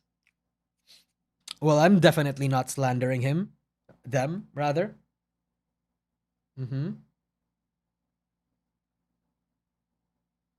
Well, I'll bid them good luck to that. But maybe I'm gonna cover that in the next stream. I don't know when the next stream is gonna be. Yeah, after my re-debut, I really need to organize a proper streaming schedule stuff. Yes, yes, yes. But anyway, yeah, chat. I think I'm gonna end it here. So, I wish you guys enjoyed the stream. I will see you off now. All right. Bye-bye. Bye-bye. And Twitch people, Twitch streamers, thank you. Kxvart, Beer Ninja, and Despair. I hope you guys are okay. Sorry if you feel a little bit ignored, by the way, Kxvart. It's just that like your chat is like, maybe I should not combine my YouTube and my Twitch chat, honestly, because I feel like if I do that, I lose out on interacting with my Twitch chat a little bit, because it's like I don't see them because they're buried with the same messages that I see on YouTube. So yes. I think I'll come back. Anyway, bye-bye, chat. Bye-bye. Bye-bye.